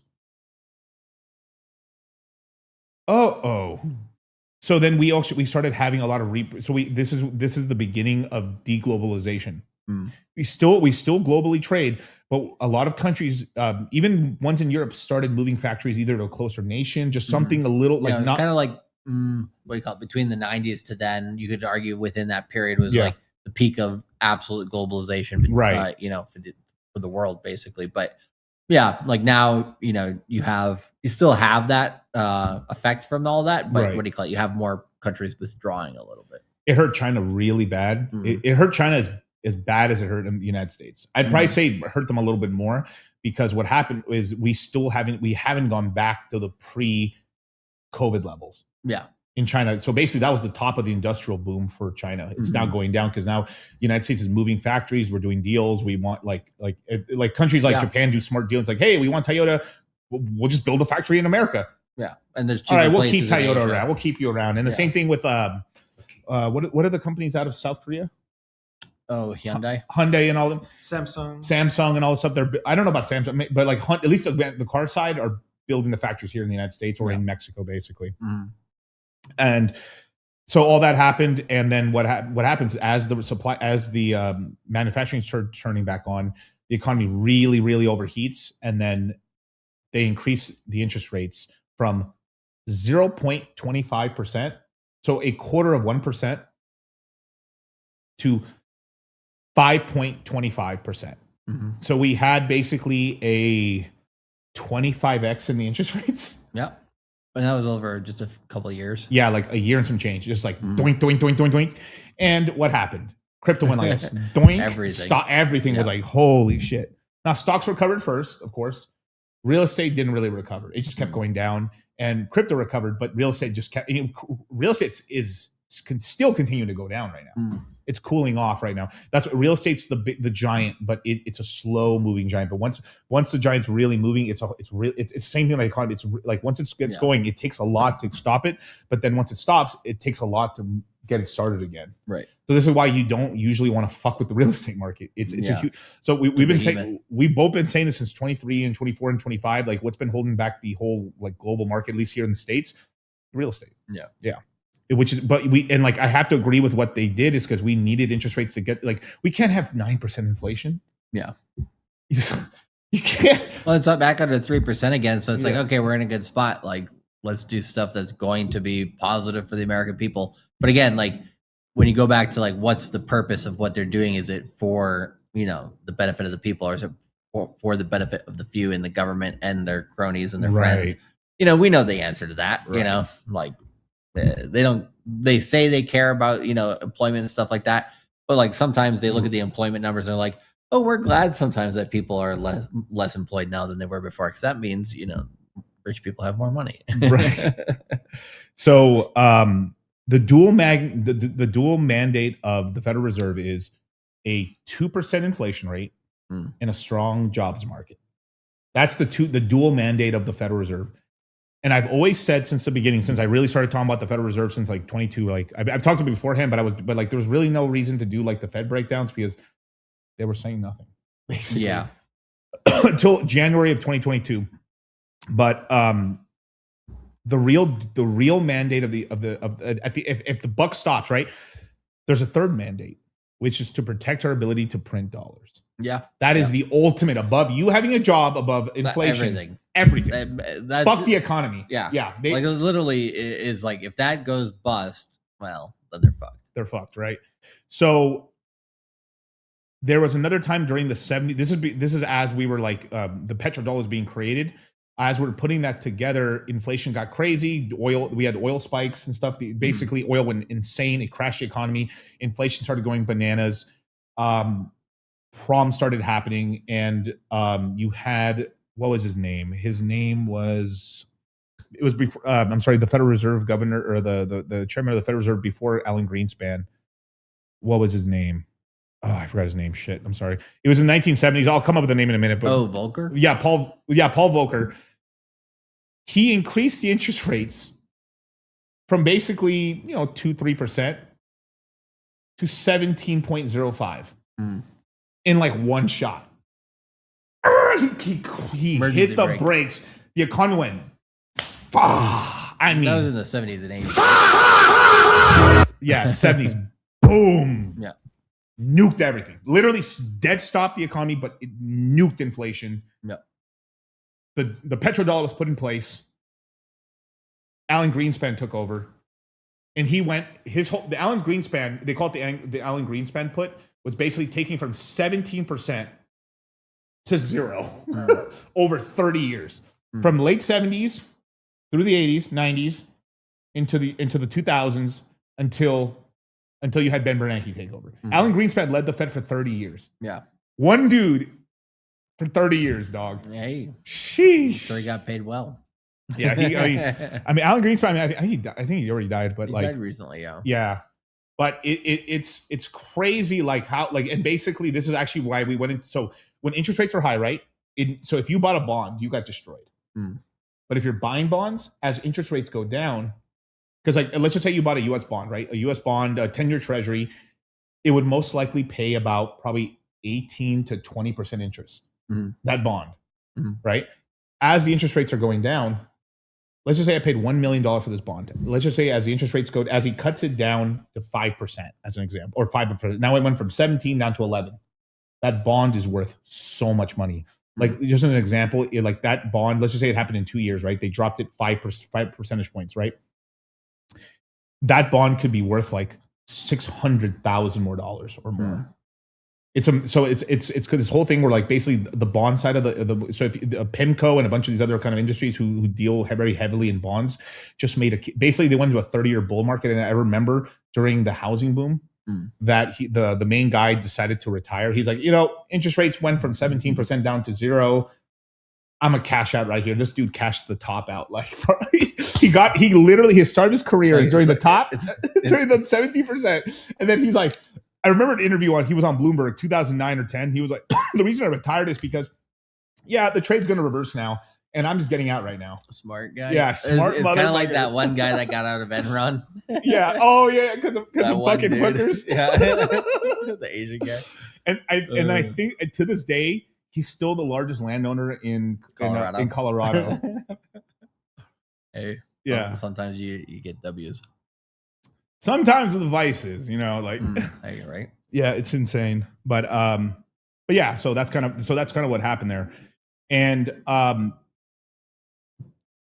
that's what happens when like the dollars. So we leave the gold standard. It's not tethered to anything. Oil's not being used as the main currency to trade oil. We hyperinflated. Yeah. Well, not technically, but we inflated a lot faster. We were heading towards hyperinflation. That's why we had to put the apparatuses. We put the Saudis in power. Yeah. If you think we didn't, we did. We put the Saudis in power. They created OPEC and shit. We were like, but like, hey, you have to like back all this oil. All this oil has to be purchased through dollars. military expenditure. There was a lot of shit going down there, but basically we got it back under control and we created a petro. It was actually kind of ingenious what they did. It was like it was pretty good like financial maneuvering, because if that actually happened, we would have been one of the shortest term to ever like, because we became the reserve currency of the United States. Of the reserve currency of the planet in World War II, right? So we would have only been a country that would have ran everything for 30 years, and then we would have lost it. Yeah. That's kind of crazy, because usually the average is about like it's 100 years, maybe 150 years is the average for a country. Really? Yeah. Okay. Yeah. We was petrol kings and shit. Yeah, there's this meme I said, like, like there's like this African meme, like we was all kings one day, right? And there's this pit bull where like, we was wolves. We was wolves. That's funny. Oh, that's so funny. So okay, so now we're going to more geopolitical. This could be a real geopolitical stream, man, if you guys want it. But it's this is why, like, we know crypto, but we know all this other stuff, because we're starting to blend into the market. Before we were kind of more of a niche market. We're fusing a little into the stock market. Because of that, we have to know more macro now. Yeah. Well, and also history in general, especially when it comes to economics, right? The more you know, the better. Basically, I forget who it was, but somebody recently had tried to ask like ChatGPT, like what situation are we closest to now in financial history from the past and stuff like that. Oh God, that's kind of interesting to ask the AI and see kind of like what it gives you in terms of like points that might be similar and stuff like that. But yeah, I mean, Jesse Livermore, anybody who's been really successful at trading. I mean, Paul Tudor Jones. Yeah. Like if you were to like see Paul Tudor Jones in like 1987 or 1986 when he was like figuring out like the market was going to crash, right? You'd have thought the dude was fucking insane, because he was like, those old printers where you had like the things. The ticker tape. Yeah. Well, the things on the side where you like rip them off in the 80s. Okay. This was like in the 80s, when they print something out and like you'd rip off the sides or whatever and just be this like shitty ass paper. But are you talking about the one that's like multi-layered? It's like paper with like 3 copies. Yeah. Yeah. And so like they'd print it out on that, and then he would, because there was no computers really to do technical analysis on, so he would then put it on what do you call it, on the table. He'd put it on the table and start like doing shit on like the charts on the fucking paper or whatever. But he did that based on tons of historical data, and then he was like, yeah, we're gonna crash in 87. And everybody's like, you're fucking crazy, bro. He's like, look at it. He's like Charlie Day in the mailroom, But hey, the dude, made billions and billions of dollars. So good on him. But yeah, I mean, like the more you know this type of stuff, the more the dots you can kind of put together as things come along. But right. I think, when you look at crypto now compared to the past, really the way that I look at it in terms of like, obviously macro affects everything, how liquidity is moving across the world, of course, right? Right. Now that Bitcoin's like a giant asset basically. But the other then when I'm looking at crypto itself, I'm looking at, hey, there's Wall Street side, and then there's not Wall Street side. Right. And then there's the mixture in between, which is your centralized exchanges and different things. So like how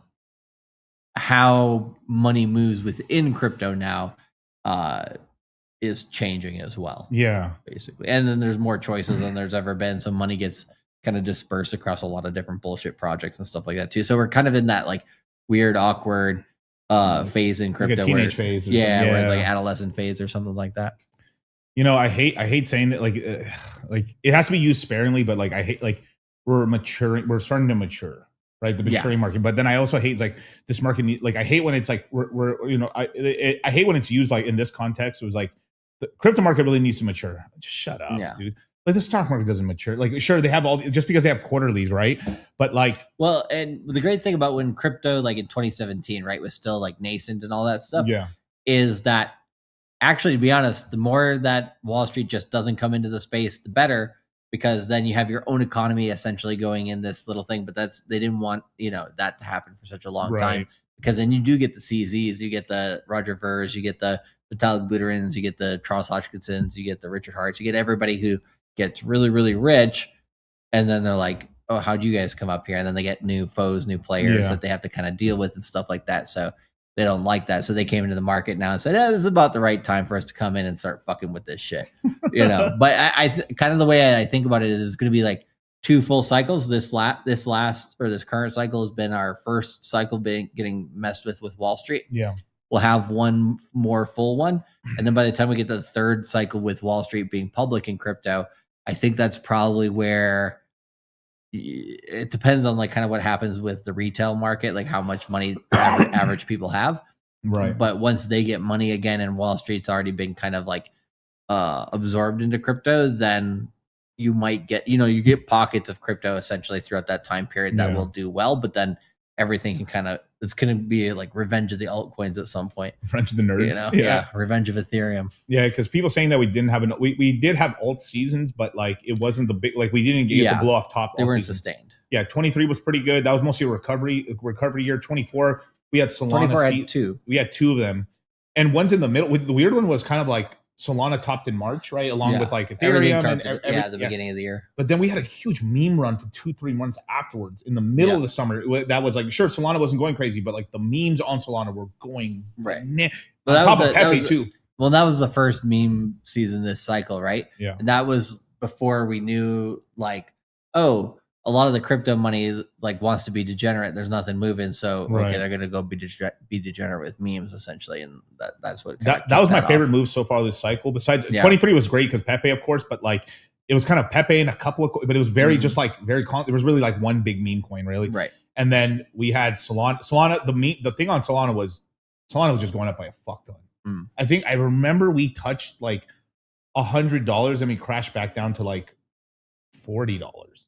It was like such a big move because we went from like, because like we got in 23 into Solana at like $16. A lot of our guys got in lower than that, like at around $10, $7, and it went like $100 in 1 year. Yeah, dipped back down, and I was like, you guys buy the dip, and then boom, and then the next ramp up we did, we went up to like what 240, 260, crashed back down. We actually touched that a couple times, and then we went up to 325. Yeah. So like there was a huge, it's just, we had to play. This is why we were like, the thing is that some people got mad about this cycle was that their ecosystem didn't pump because they were like, we warned people since the mega course of 2022 to not be in just one ecosystem. Now if you're a person that just wants to be Bitcoin, hey, sure. Cool. That's cool. Actually, you did good with Bitcoin and Ethereum only, but if you're playing into other ecosystems, let's just say you were a SUI only guy. Right. Or you were a pulse chain only guy, or you were, I mean, name the L1 or L2. Feast or famine, basically. Yeah, you feast during maybe the early, I think most of them did get a little feast in the beginning, but then they bled out and shit. Like this is why like we were multi-coiners. We told people to have like worst case 30-40% of their portfolio in Bitcoin and Ethereum, but the recommended was really like half of the portfolio Bitcoin, Ethereum, and then the rest of the portfolio you can speculate. And let's just say you picked everything wrong. The Bitcoin Ethereum saves your ass. Yeah. Yep. Which is really good.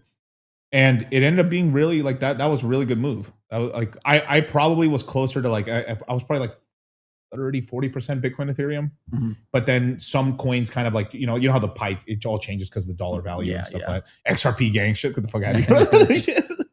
Well, like the one thing, speaking about like different investigations and stuff. So we have that with the Fed going on. Yeah. The other one that was interesting that you'd mentioned that I hadn't really heard much about was, I guess, Gary Gensler was getting investigated with something. And we're like, not surprised because we know there's a lot of suspicious shit he was getting into. But I was like, ooh, 2026 is spicy. We need getting Gary Gensler to go to like jail or something would be even better. I mean, he was going to the Bahamas a little too much. It was like, how much do you need to go to Sandals? Well, he went, so what, Sam Bankman-Fried and Caroline Ellison were family friends.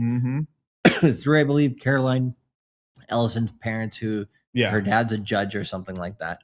And it was May of 2022 when everything blew up, started getting crazy. And then it was like 6 months later in November, basically FTX went bankrupt, right? Yeah.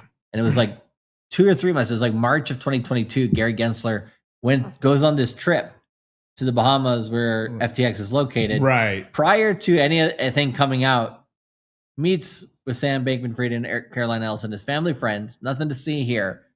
And he goes back to America, and it's like 3 months later, then everything starts to unravel. I'm like, he went there beforehand knowing all the bullshit they were in, and basically like, hey, you got 2 or 3 month head start. Good luck.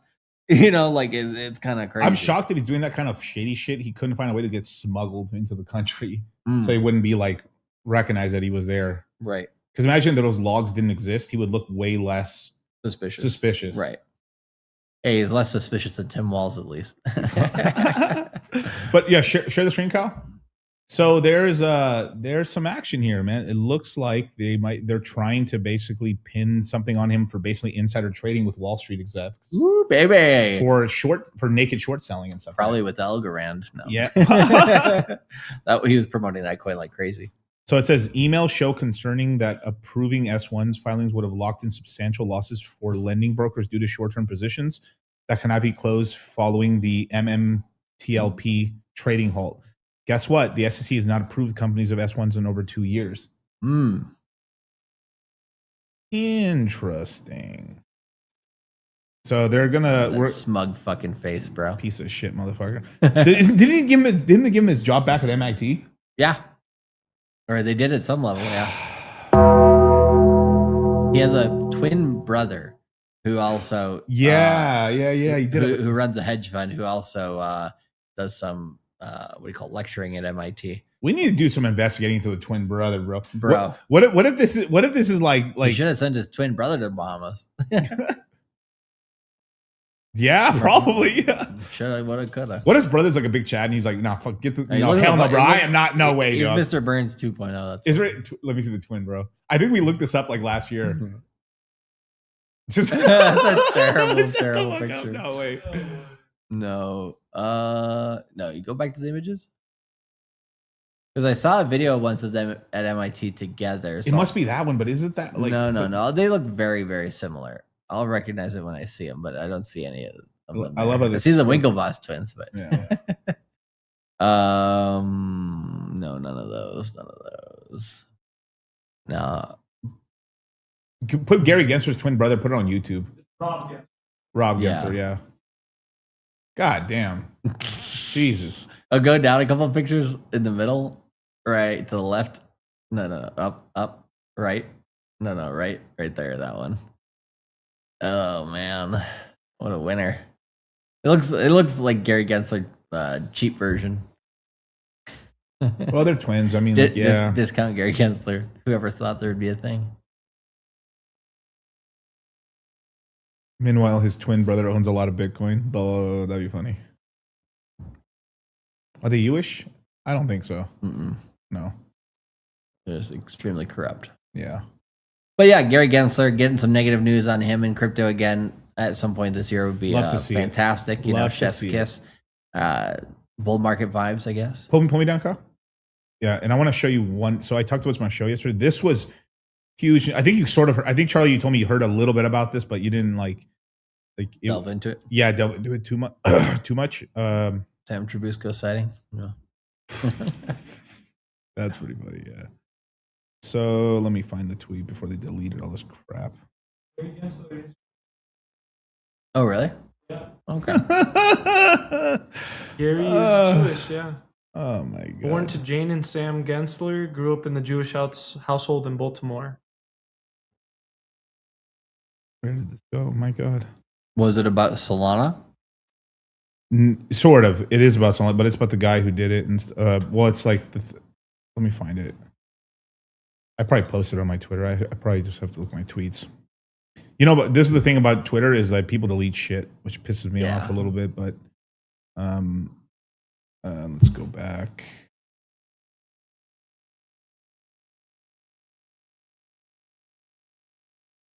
Okay.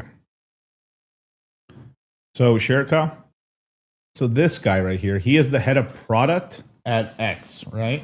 Oh yeah, now I remember what you're talking about. Yeah. He basically admitted that they have spent pretty much all of 2025 dampening the amount of viral, like basically the amount of outreach you get as a crypto person. They basically, what they're trying to do is that I'm giving them rope here, is that basically Twitter was trying to focus on destroying echo chambers. They wanted everyone to get the goy slop. So they wanted so basically what they did is they're which I have noticed that's more. Yeah, because we're seeing all kinds of like the small. I mean, obviously, you would if the smaller thing was big, you would sort of see it, but it wouldn't take up your entire timeline. Yeah, like I think Charlie Kirk was the first thing that literally just took up the entire timeline for the whole day. Right. So what they're doing is they one of the biggest niches, one of the most profitable niches is crypto Twitter. And what they did is, let's just say you follow 100 people, they would make it 70 to 80% less likely for you to see posts from those people you follow. You're basically seeing whatever they're trying to show you. Yeah, and YouTube's done something similar because there's a lot of shadow banning in 25. Also, something they just did recently with YouTube, which just is so evil, is YouTube got rid of being. So if you guys know this, I've taught this in classes for the last like 5 years. I've taught people how to do research on YouTube. Yeah, they've gotten rid of the ability to search by date posted. Means that like it doesn't matter too much. Like like if you're trying to search for something, you might find it. But here's the problem: if you're trying to find the newest up to date video, like I've told you, like there's a lot of smaller channels that have really good videos or something like that. You basically can't search like who made a video today. Right. So they did it in a way so it hurts small channels. They're only basically what this is doing is they're slowly rugging small channels. They're trying to push everyone towards the biggest channels and fuck everybody else. Yeah, he's Jewish as well. Just FYI. Yeah, we said that. Okay. So he deleted this. So he's like this in October. Oh, this guy, you mean? Yes. Oh, okay. That's okay, him. okay. Yeah. I think you meant Gensler. No. Well, both of them actually. No, yeah. In October, new myth started that CT that you need to reply to hundreds of times per day to grow an account. However, each time you post it, it uses some of your reach. So we found out that there's actually a certain amount of replies that you do. You can hit a limit, and then basically your stuff won't be shown to anybody. That's crazy. So imagine I do a post. Hey, you guys, like I'm doing my YouTube video is going to be out tomorrow. Whoa, cool. And imagine I start answering people's questions in chat. Like, hey, ask me some questions.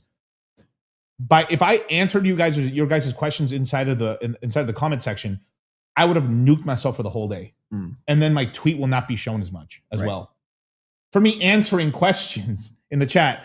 Also, what they're also doing too, if you answered GM, let's say you answered like, LOL, Miguel, that's funny, or just some simple thing, they count that as like, this is a non-useful, like basically you commenting, oh, that's so funny, is useless.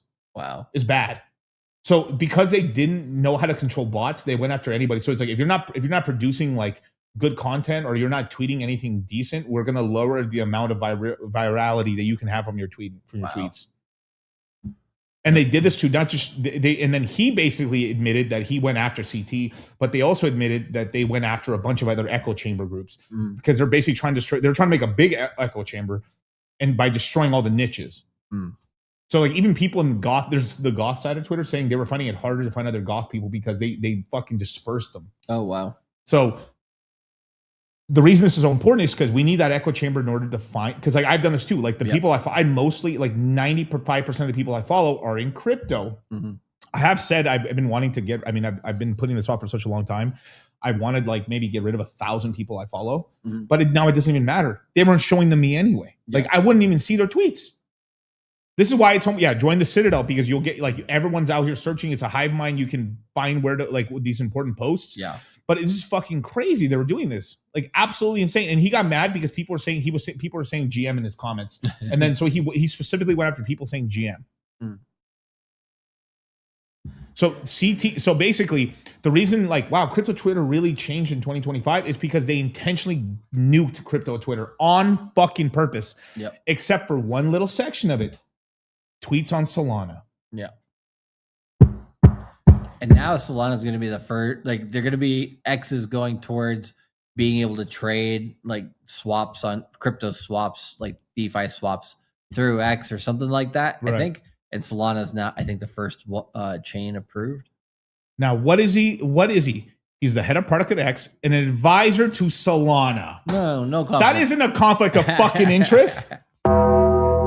This dude needs to get fired. And like this is also. Well, but he's just the one. He's just a whistleblower in this case, don't you think? No. He self-snitched on himself. He like. He wasn't. He was bragging about this. He was bragging about it. Oh, damn. And then it blew up. I thought he was like saying like, "Oh, my boss forced me to do this." No, well, he later started saying that, and then Elon said, "No, hey, no, none." And then now they're coming out with like, "No, we're not going to open source how you do engagement now." Because of this turned into a fucking firestorm. Oh yeah, I did see that part today. Oh, interesting. I mean, this is why he started like this shit. Like he's tweeting this shit, hang in there, like Nika Stroll. Yeah, he's the most hated man. He's actually united. You know, it's something special when you can make all of CT hate. You have to understand, you've essentially united the Mongol hordes. Yeah, like it. When you agree with Mike Alfred, you know something's wrong in this world. So he tweeted this about 3 hours after that tweet went viral. of like he responded to somebody and then he literally posted this like fuck, which is funny. He's trying to troll it and stuff like this, but like it's not funny. Like literally, like what he was actually he kind of went against free speech. Actually, oh, absolutely. It's spineless shit right here, and he basically now you're right, like stuff that you pretty much usually suspect social media of doing. So the first people to use cash tags are Solana. Oh look, I basically get paid from Solana.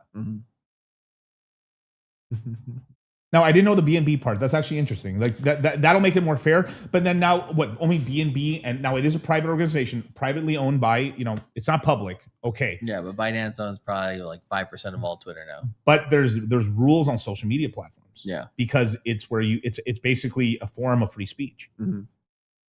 And it's supposed to be a written word free speech. So it's this weird sort of then you got the Clarity Act coming. So there'll be more like regulation stuff kind of getting sorted out in crypto this year. But yeah, they don't want to move too fast on that type of stuff and get pinched. So this is what he started saying. He started saying that like, hey, it's Elon kind of told us to do this because he wasn't getting enough engagement on his tweets. And this is where Elon like lost his shit. It's like, what do you mean? No. That's where he shut up real quick. Yeah, publicly he can't get thrown under the bus. So right, but he kind of was throwing Elon under the bus, and then people started reporting. That's what I'm saying is Elon can't get thrown under the bus, so that's why he's going to have a negative reaction to it, even if it was true. Yeah, which he admitted to it too. I mean, he even said it on Twitter beforehand. When he bought Twitter, he was like, "Fuck, my tweets ain't going viral enough. You guys aren't seeing like fix this shit. Everyone should see my tweets." All right, and then people started saying this shit. I don't even follow this fucking faggot. And I see his tweets all the time. To tell you the truth, I really never saw his tweets that much. I think I've seen one here and there. But people are saying like, look, like now some people are following him because he's gone up in followers. People are following him because, just to follow him because to hate him. But why am I seeing this guy's tweets? I don't follow him. Why am I seeing his shit? His shit doesn't go viral enough for like a random person who's not in crypto. Why am I? So he was boosting his own tweets as well on the back end. Hey. Don't hate the player, hate the game. And then people started investigating a little bit into this project. So all these projects that he essentially like he basically VC'd out and IPO'd out, they've all failed. And when he VC'd out, he got the job at X, and these companies that he left have all gone belly up now. So he made a bunch of horse shit. Yep. Question is, how much did he come out with? I mean, I'd be surprised if he's not. I mean, I'd be surprised if he's not worth 40, 50 million. Better be.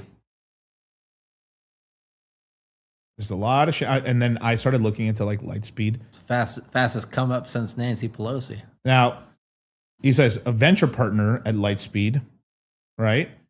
Who's in Lightspeed? Snap. Well, obviously these are the companies they invested into. But look at this. They invested into a firm. A firm is a company where you can, so if you can pay payments on your Chipotle bowl, you can pay payments on your groceries. I think this is a great thing for society. For society, some usury ass shit. We need layaway, like this. Fuck layaway. You can have it now and get yourself into debt, and we can charge you 30% interest for missing payments. That's the most American thing I've heard. This is why our boy Trump's banning interest rates down to 10%. And now everyone's freaking out. Now that's you can pull me down, Kyle, but like now that's an actual real interesting thing because like I like that it's 10%, but here's the problem is that most people who have credit cards, like you have to have a certain level of like credit score. It's pretty low. It's like you can have 650. They're giving cards away. They want you in debt. But this math only makes sense if they can charge a certain amount of interest because they're putting the money at risk because you could default, not pay, and not this. It's a huge. You can bankruptcy out of it. It's a whole bunch of shit. So they want a person that can almost pay it off but not really, and then you're paying interest, right? Yeah. So where is that? It's probably like 17% interest is probably the real number. Where it's high enough where you get like the problem is that when you take it to 10%, then a large portion of people that have credit cards, you have to slash the amount of debt that you can give them. So then this is actually could be negative for the economy a little bit, which is like it's but most people are like, good, take the medicine. But that means people will be spending less on credit cards, which is going to hurt businesses a lot. Yeah. Just don't let them pay on that shit. But the weird shit is think about Amazon with the amount of credit cards, bro. So it's a lot of weird. It's got a lot of weird shit. Like I think what Trump's doing is good with the 10% thing, but he says it. for the first year. That's kind of weird. So that implies like, yeah, you can only charge 10% interest on the debt for the first year, but on the second, does that mean you can crank it up to 30 again? That's what it sounds like to me. When it sounds like for the first year, wait, for the first year. Always be able to change the rules of engagement, right? Right. It is a help, but like at the end of the day, like if a person's like they like isn't how crazy that is. So you give them the debt, you're like, oh, my minimum payment on my credit card is only like $300. Then you wake, January 1st, 2027, you wake up and it's what the fuck? It's $700. But what happened? They cracked it up to 30-40% again.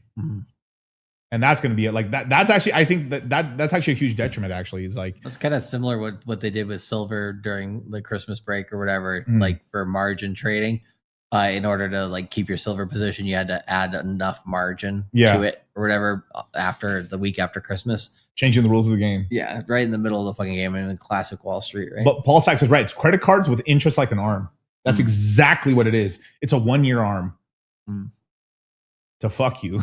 I mean, he basically should have said like no interest in the first year. He basically should have made it like a fucking credit card, a 0% interest credit card. That's what it is. Like that's fucking crazy, man. I mean, it sounds nice on paper. Fuck yeah. I mean, this is all stuff just for like the midterms, really.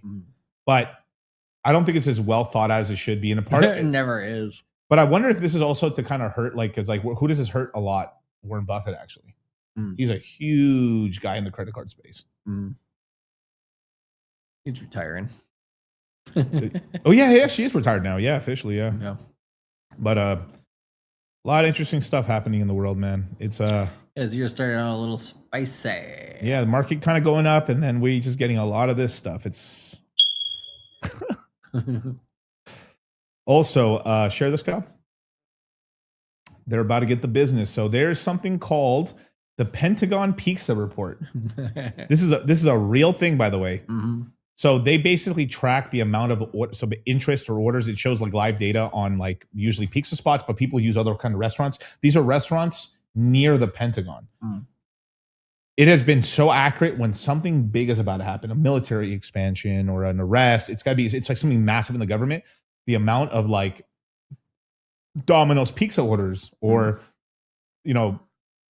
I mean, anything you can think of in terms of food, right, spikes up because basically people are having to go overtime and they're not leaving the Pentagon because they're working around the clock. Yeah, which means there's also a ratio with the pizza to gay bars. The gay bars. Oh, yes. Did you see that one? Did you see that one? The gay bars go down. The pizza goes up, gay bars go down. Oh, shit. Pizzagate. Oh, shit. Something's happening at the Pentagon.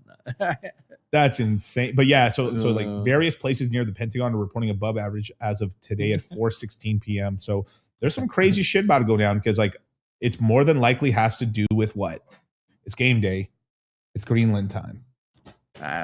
Greenland, Colombia, Cuba, Iran. There's plenty of targets. I don't think anything's going to happen all with at the Colombia. same time. I don't think nothing's happening with Colombia. I think Cuba is real. Like I think Cuba, Panama Canal, and Greenland are about as far as we go because like the president is kind of popular in Colombia. I think that'll turn into a shit show. But like the Colombian president is actually talking to Trump. He's like, I talked to Trump for 55 minutes. He let me talk for 40 of it. Yeah. And Mexico and Canada are on the list. I think Canada's like, shit, we're on the fucking list. Yeah. Finally make cum. But take it down. Oh, no. Yeah. Canada, United States, Mexico. No.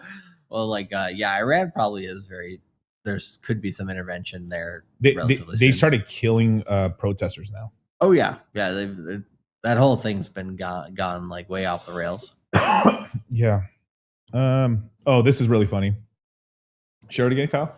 Officially, Donald Trump's the acting president of Venezuela.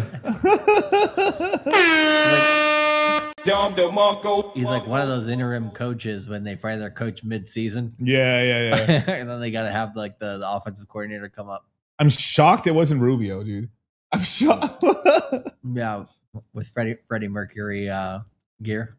So Marco Rubio to run for VP or for president for 2028, it jumped from like 1% chance to 12% chance now. Okay. Because I'm gonna be for real. Like during 2026, JD got kind of dropped. And JD kind of more of like a plain personality, I guess. What do you call it? Rubio's probably gotten the most promotions to begin 2026. It's just all the memes of him doing like in different outfits. Yeah. But like the one in Freddie Mercury Queen outfit is fucking there's all one of the best tweets I saw of it was like, if this shit with Rubio happened in 21, there'd literally be an NFT project. Yeah, there'd be an NFT project right now with like all these pictures at 1 ETH of minimum floor. But he actually commented like, yeah, I know the position's open. I've been offered it, but I'm gonna have to say no to being the coach for the Miami Dolphins. Fucking hilarious. The best fun is when he had to wear Vitalik's rainbow shirt or something. Because really? They put him in it? Because for the head of the ETH Foundation. Yeah. Scroll up, Kyle, a little bit. Go to that one with JD there in the hat. Like, scroll higher. Right there, that one. To the left. On the left. Far left. No. What? Whoa. Right there. Now, is you sharing screen right now? Share screen. Like that's a good one. You know who really started to change this? It's true though. Like Clavicular saying that like basically JD is fat and he's not aesthetic. And I think people don't understand like the thing is like this is the same thing about Clavicular being 19 years old and like it's just like I think in 5-10 years he'll be able to explain things, like he'll be able to get out of this little like super like like autistic range he's in. I think he'll be a little bit less autistic and more experienced, but like the way he should have said is this: look, the average person in America is dumb. They like, why did Obama like what people voted for Obama because he's black? Yeah. Am I saying anything controversial here? No, right? Sometimes the female voters a lot of time vote for like who looks the best. I'm not even joking around. Seriously, like JFK, how did he get the female vote? Yeah, he fucking out alpha like Nixon, right? Yeah, and then wore makeup. Yeah, and he wore makeup too and stuff. He was that shit's gay, and then he was sweating on camera, looking, and then JFK over here with the fucking Snapchat filter, pretty much chatted him out. You go watch that old video; it's crazy how different they look. And he's like, it was like one of the first, like I think it was the first televised presidential debate. No, yeah, it was the first ever. Yeah. To be honest, like at least they used to. At least they had like some interesting groups. Presidential debates now, like whenever it's like prior to one, it's like always one retard running for office nowadays. Right. Like, goddamn. Convicted. Yeah. I mean, hey, there's a chance we can meet him and shit, but like he's a young guy, but like we'll see. But like JFK heard my name. JFK looks max. He was looks maxing. Yeah, he was. I mean, he was like absolutely. He was like, but also because he's like he got the play. He's like, man, these lights are hot. And these when you're on these lights, when you're on Fresh and Fit on any of these shows, if you don't have the AC on, dude, it is an inferno. Mm-hmm. I remember we've done a couple of streams with Fresh and Fit back in the day. I think in their old studio where the AC broke. Oh, we were fucking dude. I remember taking my fucking my sports coat off. My entire back and chest were completely wet. Everybody like soaked, dude. It was, and we thugged it out. Miami. It was Miami, dude. It was humidity. Yeah. And then you walk outside for 2 seconds sweating and like you're done. Yeah, and then this is why like a lot of the Miami's like suits are like kind of like the special material where like it's like sweat, kind of like a like water resistant. He's never seen a real bull market. Probably doesn't get crypto. He probably does get crypto, but like he's just like right now he's in the zone where like he needs to focus on just staying famous and getting money. Yeah, the majority of people don't get crypto really that much, but yeah. Oh, you like the Louis jacket? Thank you. I forgot I had this. Oh, really? I literally was like, I want a green market. So I was looking for something green. And then I was like, what's this? It was like, I literally had it in a bag. I was like, what the fuck? And I was a plethora of fuck clothes. Did I buy this shit? I totally forgot about it. Perfect for the casino. Yeah. I think I literally bought this in the end of 22. Yeah. I just forgot about it.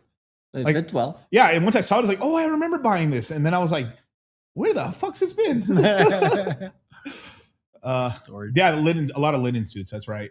But yeah. So, what were you talking about right before this? Like, I got distracted with that super chat. Sorry. What we were talking about Clavicular. We're talking about the Clavicular stuff. Yeah. So look, there's a truth to it. If like it's a halo effect. The better looking you are on that stage, right? Like, if you can actually talk one-on-one with somebody, you can really convince them of something. Mm-hmm. But the more farther back you get, like a crowd of people, the theme has to be simpler words. You have to talk at like below a 6th grade level. 8th, probably. Yeah, Eighth, not even lower than that. I mean, in America, bro. Well, I mean, these days, retarded. Like people don't even know where North Carolina is at most of the time. You tell them like Carolina. They're like, Carolina. Where the fuck's Carolina? There's a north. There's a south. But it must be but pretty much like basically, yeah, you look the better you can. Like, it is basically, yeah, Gavin. If you look at Gavin, if you just look solely on looks, you know, this shit's gay. But people, it's human nature. We judge people by like it's this whole thing that we say do not judge a book by its cover. Yes, we fucking do. Yeah, we usually say the things that we do most not to do. All right, let's just say I meet let's just say a person here, right? And I had a bad like I think he's like a bad person, right? And I meet him, and then I'm judging him by like I think he's a bad person because the way he looks evil. Let's just say that. Then I talk to him. This guy's a good dude. Let's just say he looks like Satan or like a Hell's Angel, like a Hell's Angel. Yeah, this guy's smart and everything. He just like bro, I just like to dress like this because I ride motorcycles. Oh, I'm so sorry, man. Like I fucking totally thought this wrong thing about you. That's what you can do at a personal level. Goddamn white supremacists. but pattern recognition, which is like well, pattern recognition, right, is very intelligent because you're walking down a dark alley and there's this fucking gang of hooded motherfuckers. I need to go this way or get my gun out or like, whoa, this is a fucking sketchy ass situation. It keeps you alive. Like that chick looks like a whore. She's probably a whore. It's hard to see fresh at night. Yep. What the fuck? It's always the joke, isn't it? I know, but it's just out of nowhere. Yeah. But like, but I'll joke. Fresh came hooded that day. JK hood, yeah. Remember they're joking. I was like, can we turn the lights on? I can't see fresh. Like, all I see is ice. Oh fuck, man. But anyway, like it's when you see a guy that's fat, like he probably knows the restaurants around. This guy looks like he's a what do you call it, culinary expert. Yeah. Oh, I love Fresh, bro. Fresh is the best, bro. But they be fucking. They've chilled off on it, but like back in 23 and 22 and fuck, it's bro. a funny running joke. It's a funny for running a little joke. bit, yeah. Darknesses. Tell Fresh to smile. Goddamn. It's like shiny white teeth, and that's it. Like, but no, they cracked me up at Fresh and Fit and shit. But yeah, ting about this, and he doesn't even do that often anymore. But like he used to though. Yeah, I never like what do you call it? Every time we've been talking to him, like maybe a little bit of a lisp here and there, but everybody has that every once in a while. So yeah, I don't know. The thing is, if you practice, like he's a podcaster by trade, right? So like his speech has gotten better over time because you're talking more on camera. Yeah, he has speach therapists and stuff too, right? Yeah. His G wing gonna be pulling. Yeah, definitely. That G wing. Oh, wait, never mind. That's Waller. Never mind. I remember driving in the. I don't know if you were there or not, Charlie, but like we were riding around in like Waller's G wagon. He had gotten he just bought it. And it was defective. Yeah, I remember you telling me that. The fucking gas pump kept going out. So we were on the highway and then and then we turned it back on and then we're driving and it was fucking Mercedes, bro. And then they charge you a gajillion dollars. Yeah, it was funny because we were making, man, look how broke I am, bro. I can't even get a working G-Wagon. Right. Funny, dude. But it's about looks this way. Like, the big thing I called that forever. Who's that guy that like what's that dude's name? He was in crypto for a little bit, but he came out that he was kind of a scammer, and then like, that's a lot of crypto. That's Luke Belmar. Luke Belmar, yeah. I said this whole thing, like the Luke Belmar thing is like, yeah, he's super leaned out to like if you like basically to maximize yourself on camera, you want to be as lean as possible because you're on camera. You're basically like on TV. You want to be as lean as possible to show like you don't have to show it, but like you want to be as lean as possible. So that's actually a whole thing they were doing instead of is they're lean maxing as much as they can because they want to be able to show like if your head looks as defined as you can, right? You look better on camera, better halo effect. People trust you more because you're leaned out. People just trust people that are like basically what they want to see is you have a jawline on men, not on women. It doesn't matter as much, but lean maxing and stuff. And then this is what Clip Victor's been talking about. And I've said for a long time too, because I knew the looks maxing stuff back then. I said that like this can also be used for evil, but it depends on who's using it. Like you're like, because he looked to me like he was starving him. I mean, to me he looked emaciated, but on camera, like it's just it's that's all that matters at the end of the day if you're doing social media shit. But you want to be as good looking as possible because then more people trust you because you have a halo effect. Well, this guy looks like he's got it together. I'll just trust him, and then it's just you could say this like we could say let's just say especially in sectors that people don't really know much about. Right. You can kind of say anything, people believe you as long as you seem credible, right? And you could just be talking total bullshit. Yeah. What happened to Luke Belmar? basically, like the jury's still kind of out, but it seems like this is what happened. Is he ripped off his business partner who funded his entire operation? This Asian dude who put up all the money to make him famous, allegedly. And the business partner woke up one day and all his access to all the codes were gone. He stole all the codes to all the businesses, took all the income away, and fucked him out of everything. Damn. And then for 6 months was contacting him. And then at one point they had a conversation. Okay, I'm going to buy it from you. Fine, buy it from me. I'm just out. I'm done. And then the guy didn't send the money at all. It didn't do it at all. So he basically strung him along in order to like, hey, I'm going to buy this. Like, I kicked you out. It's just I want control listing. I want to buy from you. Tell me a fair number. As he's deliberating to get the fair number, it was all a tactic to basically get him away from the business long enough to piss everyone, to basically whitewash it. Then he created a different group in order to siphon everyone off that original group. So like if he had to give it back to him, all the income was over here and he fucked him out of it. Wow. And then this guy went public with it. And then Luke Belmar, like it just, he had a bunch of bad Not karma quite as already. bad as what was that guy's name? The guy who did Radio Shack crypto. Ty Lopez. Yeah, not as bad as Ty Lopez, No. but getting there. Yeah. And this is the thing. You don't fuck over especially if you don't fuck over your business partner, especially if it's on your social, anything at all. Just don't do it. Yeah, the amount of times I've heard stories though about people doing that is wild to me. Because I have heard horror stories from the crypto side from him on his stuff, because he had supposedly some group called Gem Hunters, allegedly, and it was a bunch of bullshit, and people got fucking wrecked like a motherfucker. Of course, as you do in meme coins, if you show enough meme coins, like even me, like I would say I've missed on a quarter of every meme coin I've gotten into, it's fucking went to zero, right? Because we're microcap meme coins. Yeah, like what do you expect? What do you expect? It's like we're gambling. It's like, hey, this is not Bitcoin, Ethereum. But if you go into that like eyes wide open, right? That's why I I don't talk about many coins in the meme coin side, but some didn't do good. There's one I can't remember the name of it anymore. I think it was about a walrus. I put money into a walrus coin or something. I think I told some people and it just went, ugh, gay. But then Fat went crazy, and then nobody went good, and like Pepe, I kept it. Like I don't think I've even recommended. I think I've recommended less than 10 meme coins ever this cycle.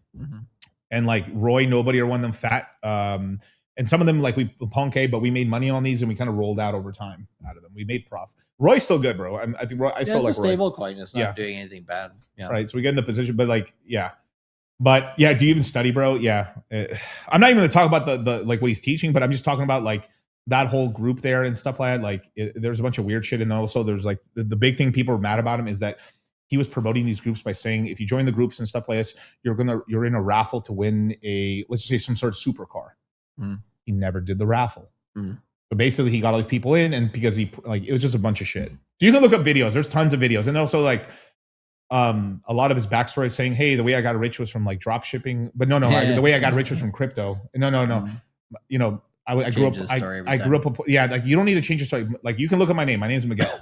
It actually is Miguel. It's on my birth certificate, dogs. It's like my name's actually Miguel. And it's like, grew up Mexican. Was a landscaper. Surprise. A Mexican landscaper. Look at that. Hey, whoa.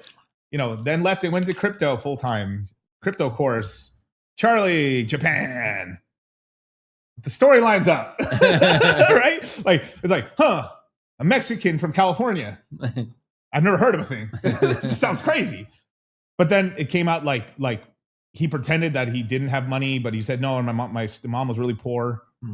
My mom was really poor, but then she married some rich guy, and then they broke up or something happened, and then we weren't together anymore. But then like they paid for my schooling. So he went to he's like, I never went to college or whatever, but then he went to a bunch of colleges, and like, I don't know, a bunch of it's weird. But then find out that the colleges he went to, his grandfather was the dean of. Oh shit! So I was like, so you don't really come from poverty, really. Yeah, I was gonna say Phoenix University. No. Yeah, there's and then it's like, then Luke Belmar's not even your real name, and then, like.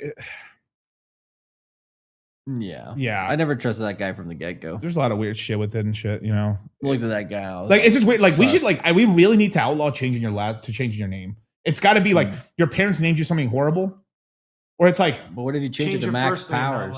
Like Max Powers. Max Powers, right? But no, we really got to stop this shit because like this Jewish shit and the people like we need to stop like having an alias like hey like Hulk Hogan, like this is stage name because I'm an actual performer. Okay, that makes sense, right? But like, we need to stop with this like name change. Like, why are we fucking hiding our names? Why are we changing our names? Like, you could have a nickname, that's fine. But like, I mean, you know, it could have been Miguel Hitler back in the day, right? But then you would. But no, I'm serious. No, I know. Let's say it was Miguel His Hitler. whole family changed their name. Yeah, but that's where the legal side of it is. Did you ever heard of Hitler's nephews and stuff? Yeah, they fought in World War I. Well, no, like all the male Hitlers decided not to have kids. The last 3 of them. I mean, they ended the bloodline. They're bro. retarded, bro. No, I know that's crazy though, isn't it? To me, that seems like they were threatened and they fuck. I mean, that seems weird. Like, at no point would I be like, that's insane to me. It is weird, right? Like, very weird. They had so much guilt. Get the fuck out of here, dude. No, they basically like, if you have killed children, we're gonna murder the rest of your family. Right. That's probably what it was. Probably. Yeah, but Rollo, if you ask Rollo, he'll tell you his real name. Yeah. It's not a secret. It's not a secret and stuff. It's when you try to hide, like, hey, this is a stage name, you guys. My name is not Dollar Cost Crypto. Sorry, you guys. And a lot of writers also don't go by their name. They go by their pseudonym. So this is why, like, it's a work in progress. I'm working on this thing, but like, it is sort of like, it's like, why are you really trying to hide your past? That's the weird shit of it. Like, Paul says the dictator gives the generation. You know, I've had this conspiracy theory that like Mr. Beast is related to Hitler somehow. I've heard that a couple times. If it ever comes out to be true, bro, I fucking want the biggest dap from everybody on the planet. The only fucking person on the planet. It's not Dollar Cost Crypto. My life's a lie. It's Litecoin Moses. That also was an alias and stuff. It's actually Dogecoin Muhammad. The privacy, hello, though, but you're not trying to be private. You're being public.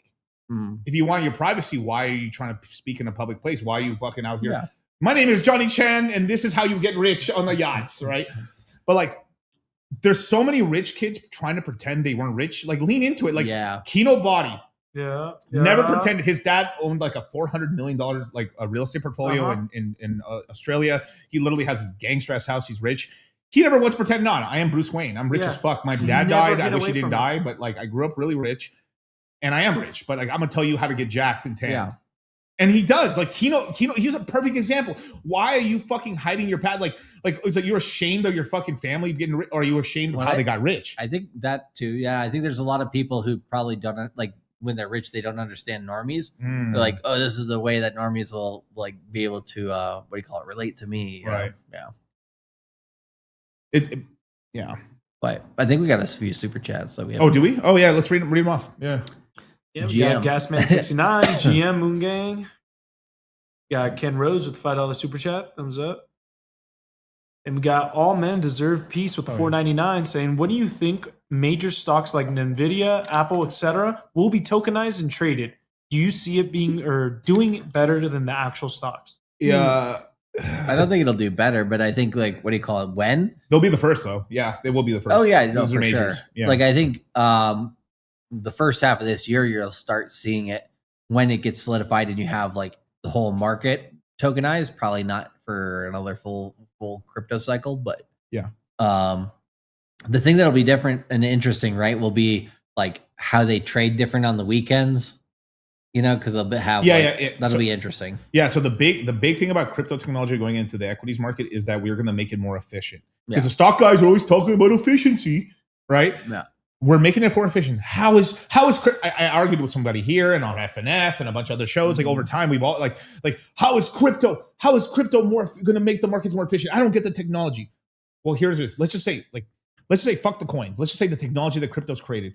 Crypto is able to be traded 24/7, 365, 7 days a week, doesn't take a holiday off. It doesn't matter what. You can wake up in the middle of the night. Fuck, my girlfriend's cheating on me. I need to sell my Bitcoin. Where's my treasure? You can wake up. You can do anytime. I can literally. I've bought and sold coins at 3 a.m. just because I'm like, what's Pepe doing? Right? I go on the computer like type in my password, powerporn.com. Some asshole's going to try.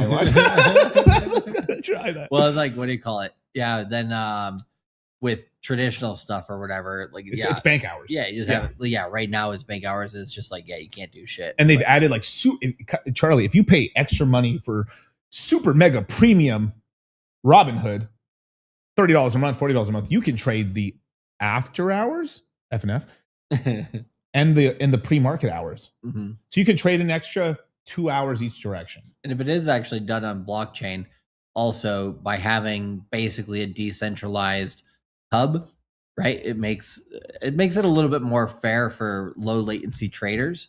Right now, when it comes to stocks or whatever, low latency trading can only be done by the big banks because they're close to the servers on Wall Street. Right. So if you do get a totally distributed system at some level, then people running bots or people running their own algorithms and stuff will be a little bit easier for a lot of people to do. So that'll be interesting. So it's like, are they talking about opening the stock market 24? Basically, they're putting the technology in place to do it. They're going to test the first. I think the first major one that's going to be done. There's going to be other. There's going to be small like ICE. ICE is the people who own the Nasdaq. Yeah, they're playing around with it. They're going to be ones to really large scale it, and it's going to go through there. But like you have smaller players, you're going to have stock trading through Coinbase. But the really big one is going to be Robinhood. But Robinhood will only allow like Tesla, the big stuff, big liquidity. There's plenty of shares that you can do it. Then over time, the first one. It's going to be Robinhood. Robinhood's going to be the one to do it all, basically. But then you'll be able to trade stocks on all the major exchanges: Crypto.com, Kraken, Gemini, and Coinbase. Over time, are a lot of people going to do it? Some, But I think it's more of like as you're able to trade it, and more people will be like, I want my stock. They're going to be like. They're going to be on Robinhood. Like, can you tokenize this stock? Why are we not trading GME? Why are we not trading? And then over time, eventually, it's just going to be a tidal wave of the millennial traders are going to like push everyone, and the whole market will just go. Every stock is going to be 24/7 now. Yeah, it's going to be like an option that people want to be able to do. And the thing is, the bonus that we have is where we use a 24/7 market. I have known nothing but a 24/7 market. Absolutely, I don't know anything but a 24/7 market. So. I will say in 2017, it wasn't a 24/7 market. It was because it was on exchanges, it could turn off. Right. But now since let's just call it 2020, more DeFi. It's all DeFi. Now, there's no escape. You can buy Bitcoin, Ethereum through DEXs. I'd say Bitcoin's still a little harder to buy on DEXs. Yeah, but it's still possible. But no matter how bad a crash, you could buy Bitcoin, Ethereum, no matter how bad the crash, even during October 10th on Coinbase or Crack, it all went through. Yeah. Solana, not so much. I just kept having to push the button like this. And I was like, come on. Sonic, fuck no. But Bitcoin and Ethereum, they're so liquid, it doesn't matter. It will go through. But like some other stuff, not so much. But they're always talking about the market's efficient. The market's not efficient. It's perceived efficiency, but it's not. Once it's actually open, we have 2 extra trading days. We've added officially 16 more hours of trading each day. So 2 full days, 24 hours, so 48 hours, plus 16 hours for the individual, the rest of the other fucking 5 days. That's a lot of hours. What is that? How many more hours of trading, of money being made, of fees being generated? Imagine, because every time you buy and sell, somebody's making money on the spread. How much more money is going to be generated? A lot. 16 times 5. Plus 24, plus 24, 128 extra hours. Currently, let's see how many hours are being traded right now. 8 times 5. 40 hours are being traded. Plus, let's add another 8 hours from before and afters. Oh, whoops, I multiplied, sorry. Oops. But 48 hours of trading is allowed in stocks right now. And we're adding 128 hours. That's a lot. You tell me that one raised the amount. Just the profitability on the financial companies alone. Oh, yeah. Oh, my God. Well, when drone strikes happen on foreign governments over the weekend, hey, you'll be able to play that action. Wall Street analysts already claim about being overworked. Good. Yum, yum, yum. That's where AI comes in. Yeah. I think they're actually going to have a little bit less people. Like what's going to cause that is I think there's going to be more people I think you're going to have to hire more analysts and more people. Yeah. At least slightly more, because you're going to need a third shift. There's no way around it. You're going to have somebody, even though it's all algorithms and computers, you have to have somebody watching the till. Yeah, a lot of these companies have been kind of used to having follow the sun models anyway, because they have like different branches in each section of the world. So every 8 hours, basically, they have a different office. Do you think possibly more communication, like more active communicate, like?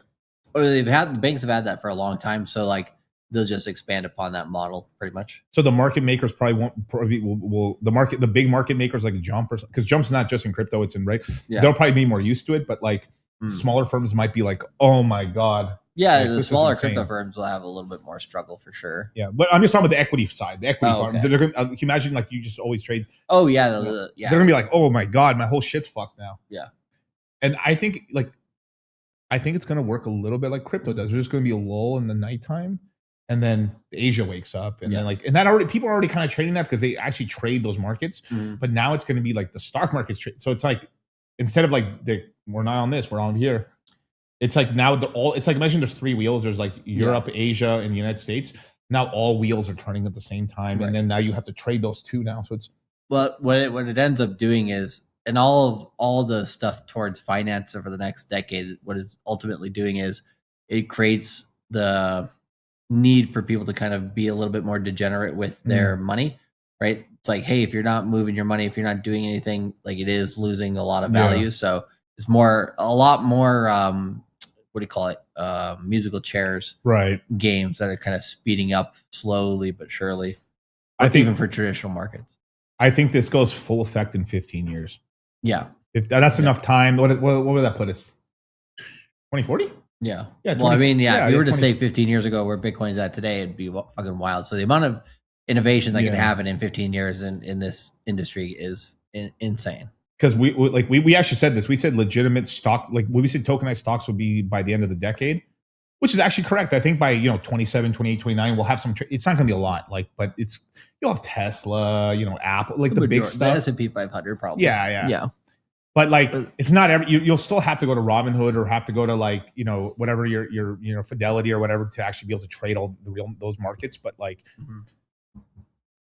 the next cycle, 2032, 2033, that's where it's going to be much more like there's a lot of options now. Wow. I'm shorting Saylor's company right now or logging it, or remember Saylor when he was around? Fuck. What a Chad. How many times did he become a billionaire and then not again? A lot. I mean, more than James Wynn. One more than Jesse Livermore. Was that the last super chat call? Yeah. Okay, cool. Where is it? It's gonna be funny just to see when the transition actually happens, because the big thing is you work the whole week, and then basically Sunday's like the big day they go out. Yeah, because you can party, and then or you go out Saturday night, Sunday, and you sleep off the day, and then you coke up in the morning, and then let's go, or Adderall in the morning, I should say, or how Clavicular says meth. But that's the only thing too with the whole Clavicular thing is people are not. And I'm using him as an example because this is actually maybe I'll do this to go viral, but maybe we just you just say the thing to go viral, but it's just, Gary tells me this all the time is he's as a 33 and it doesn't matter what you are, there's just 50% of people are going to love you, 50% are just going to just hate you for no reason. Yeah, but fuck the other 50%. Yeah, fuck them all. That's a lot of billions of people. That's a lot of billions. It's a lot of people, man. We can't save everyone, but we can save you in the Citadel. That's right. Join now. We are going to be, as an official announcement, we are going to have a Crypto Mindset and Citadel Flash webinar. I'm guessing 7 p.m. Pacific Standard Time? Yep. Yeah, Tuesday. So if you want to get into the webinar, get in the Citadel. If you join right now, we're going to have Kyle and Liam working like slave dogs. Don't yawn, Kyle. You're going to be working all night for all the people that signed up the Citadel right now. But we're going to have you guys, we're going to have a cool webinar for you. Oh, whoops. It'll be the lucky 13th. Lucky 13th, you guys. 13 blood families of the Illuminati. There you go. Copy, paste. So yeah, don't forget, we'll also announce it in the Citadel and the Crypto Mindset courses in the Cash Out course, but it will be at 7 p.m. Tuesday. Okay? I didn't join the CMC. Sucks to be you, but hey, there's a way around. You can join the Citadel. And you get access to it. We are also going to be doing I think I'm actually, I don't think I'm going to have a stream tomorrow actually, but if I don't do a stream tomorrow, I will be doing an unrecorded voice chat with the Citadel tomorrow. If you want all the hair maxing tips, if you want to get all the hair masking tips and stuff and all the looks maxing and all the bone smashing stuff, don't do bone smashing. 7 p.m. sharp. Well, I mean, Moongang time. We've tried to teach you guys that we tell you 2 more weeks now. 2 more weeks, but we give you a time Most times we start on time, but sometimes we like to like make you guys wait an hour so you know the market sometimes fucks you. Because, you know, crypto's a game of attrition. Who wants the alpha? Who wants the sauce? How bad do you want it? And some people really, really, really want the sauce. For every month you're in the Citadel, you get $50 off the next crypto mindset course. Every month you stay in the Citadel, it just keeps stacking. We have people that like stayed that have been in the Citadel for a year that get $600 off the crypto mindset course. Yep. Hey, backed by popular demand. Yeah, and I think today, if you were to get in today or tomorrow, right, let's say that you got in on the 12th, then a month from now, when you renew, you'll have $50 towards the next crypto mindset course. Beautiful, beautiful, beautiful.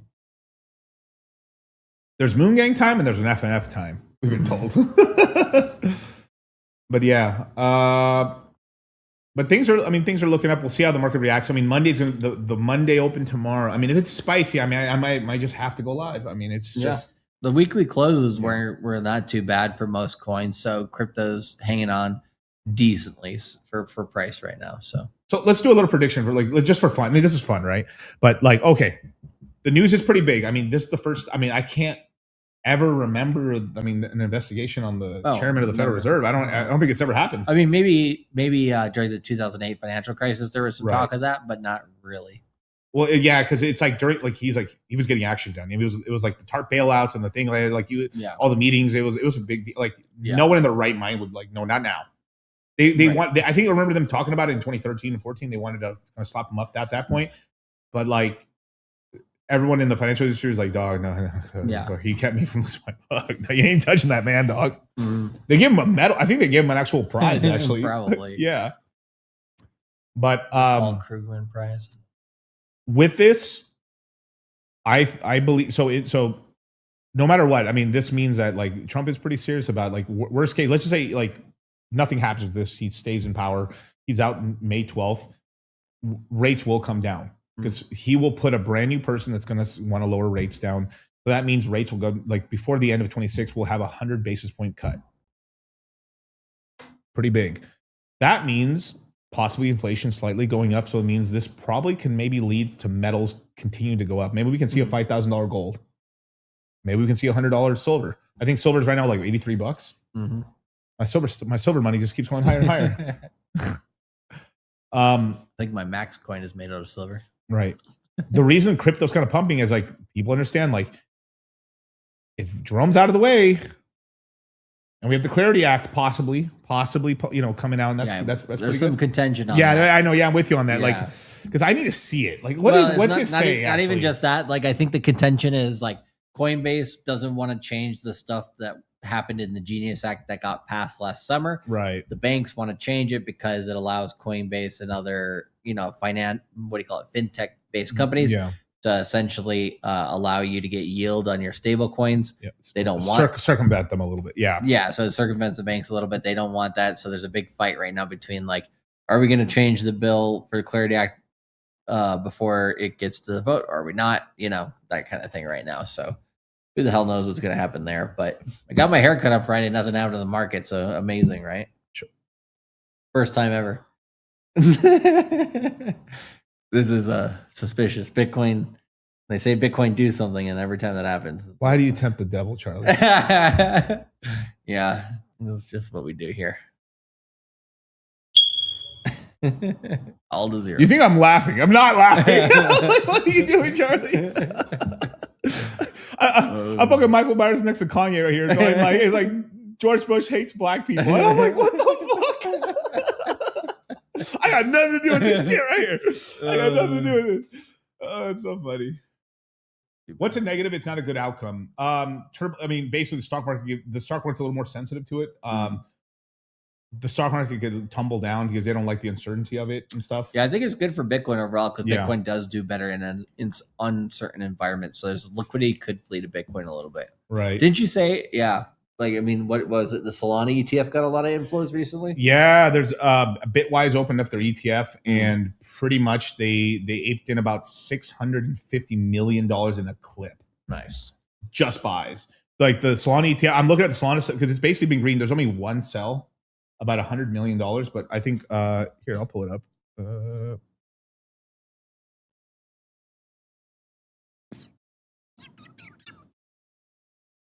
Here we go. Yeah, we've had about $816 million into Solana. For totality. Totality, yeah. And how much As of June 9th. There's 600 of that came in yesterday. Yeah, so we had a couple, nothing crazy. Franklin, Investo, Canary, a little bit, right? But the big one right here was Bitwise. Grayscale was actually pretty decent as well, but like 21 shares was just essentially selling off. When was this? What's the date? Okay, it's up here as of like the first. Okay. Oh, whatever. I mean, but yeah, they sold off pretty much. Interesting. So, total net assets 1.9 billion. About 1.4% is owned in Sol's market cap is owned by these ETFs. It's pretty big, and that's going to keep going up over time. Pretty much, I mean, they're buying at a great price right now. I mean, it's basically it's close as you can get to 100. Basically, it's 130. If you go down a little bit, I mean, 120 is being defended pretty heavy duty on Solana. Even if we had a bad crash, I mean, the worst crash I could see, let's say we were truly bear market out, the absolute lowest I could see Solana is like $40. Yeah. I mean, and that is like, I'm pushing it, really. Well, let me look at its, what do you call it, peak here. I'm just going to look real quick on like what kind of dip. If from the peak so far has been on it this cycle, $300 or $294. Yeah. Right. And so let's say an 85% drop from there. That would bring us, right to $44. So that would be below 50 would be juicy. That's pretty juicy, but it's got to be a really bad drop. It's got to be, man. Bitcoin is like fucking like 48 grand or something. The one thing the one thing I mentioned on my exactly. Bitcoin will be in the 40Ks as well. Yeah. The one thing I mentioned on my show on Friday during the AMA was that Solana was looking really, really good, and it did close green on the weekly, so it technically does have a double buy signal at the price of $134. So it's in a good spot right now. I think Virtuals, let me double check this one. Virtuals as well. Oh no. Look at this, Charlie. Just came up on my feed. What? Coinbase threatens to withdraw support for the Clarity Act to restrict stablecoins. That's hella funny, man. No, Virtuals as well did confirm a double buy signal between the price of 75 cents to 93 cents essentially. Right now it's just above $1. So I would say right now, based on kind of where everything's at, obviously Bitcoin holding above 90K is positive. But generally speaking, I think like Virtuals and Solana are in really, really good spots right now, just purely based on their signals. So they should, if Bitcoin pulls back, they should get decent support, and that would be a good buy. But yeah, if Bitcoin doesn't close above 87,500 at the end of this month, I turn bearish basically. So we need a green January. But yeah, that's pretty much the main gist of that's the jacket. It's green. Simple stuff. Green jacket, deep green. Let's see. You're gonna put up Charles Hodgkinson meltdown. There's a whole lot to do with him, man. He's basically like, I'm sick and tired of this shit, man. I'm gonna start like piecing out of even Cardano. It's just kind of crazy to hear that. Like the way you do it is you slow. I mean, I don't know. That's kind of. I mean, it's never good when the founder. I mean, unless the founder dies, it's different. But like, this is the kind of the unspoken contract I've tried to tell people, even with meme coins or anything, is that you get tied to it. Yeah. And you're married unless it dies, or like you have a good excuse, or like, hey, I'm converted to something else, or like it's gotta be. But like, regardless or not, like you're tied to it, and it's like you get this upfront money. That's why I'm never mad about like people getting the money from like making the things or getting the supply or whatever. But like, hey, bro, this is you're gonna be working on this forever. Yeah. Or you better like have a really good baton pass offer. Like it's not done very often. Yeah. Successfully. True. Most founders won't last more than 3 cycles. Yeah. That's 12 years though. That's still long. Yeah. I mean, that is a long time. I mean, but still, like you just have to keep. But if you're able to do it to get that longevity, I mean, then like at some point, it's like you do get that respect. It's like that's Cardano's been for so long. I mean, they've been around for so long now that it's like begrudgingly they get respect. Yeah. Yes. So what do you call it? I guess. Yeah. Your next stream is either tomorrow or which day? Or basically my next stream is probably going to be Wednesday. I'm not going to have a stream because we're going to be doing the webinar. Right. Yeah. On Tuesday and stuff. So I'll announce it on Twitter, but Fuck, I feel like I'm gonna. I guess I got to do one tomorrow. I guess because I'm not gonna do one on Tuesday. So I'll do a stream tomorrow, you guys, early, and then I'll do a voice chat for you guys. So I'll probably like 3 p.m. tomorrow. I'll do a stream tomorrow, and won't have a red alert. So stream tomorrow at 3 p.m. You conned me into it. And then no stream on Tuesday, but we'll have a webinar, and then I'll have my next stream will then officially be on Wednesday after Charlie's. Beautiful. Yeah. And I'll be streaming this week every day from Tuesday through Friday at 3 to 3:30 p.m. Pacific Standard Time ish. Seabrew's right. So 4 p.m. stream? Yeah, you got it. Give or take an hour or two. 4:30, 4:20 for the lull. You're lucky you're getting anything, you bastards. The more you fuck around, the more you're going to find out. And also, if you stay down here and you never fuck around, you'll never find out. And so with that, man, thank you so much for joining us, man. We'll catch you guys tomorrow. And be sure to tune in to Charlie's stream on Tuesday. And if you want to get into the webinar, join the Citadel right now, because if you join up today, you'll be able to get in on the Tuesday webinar. So with that, thank you so much.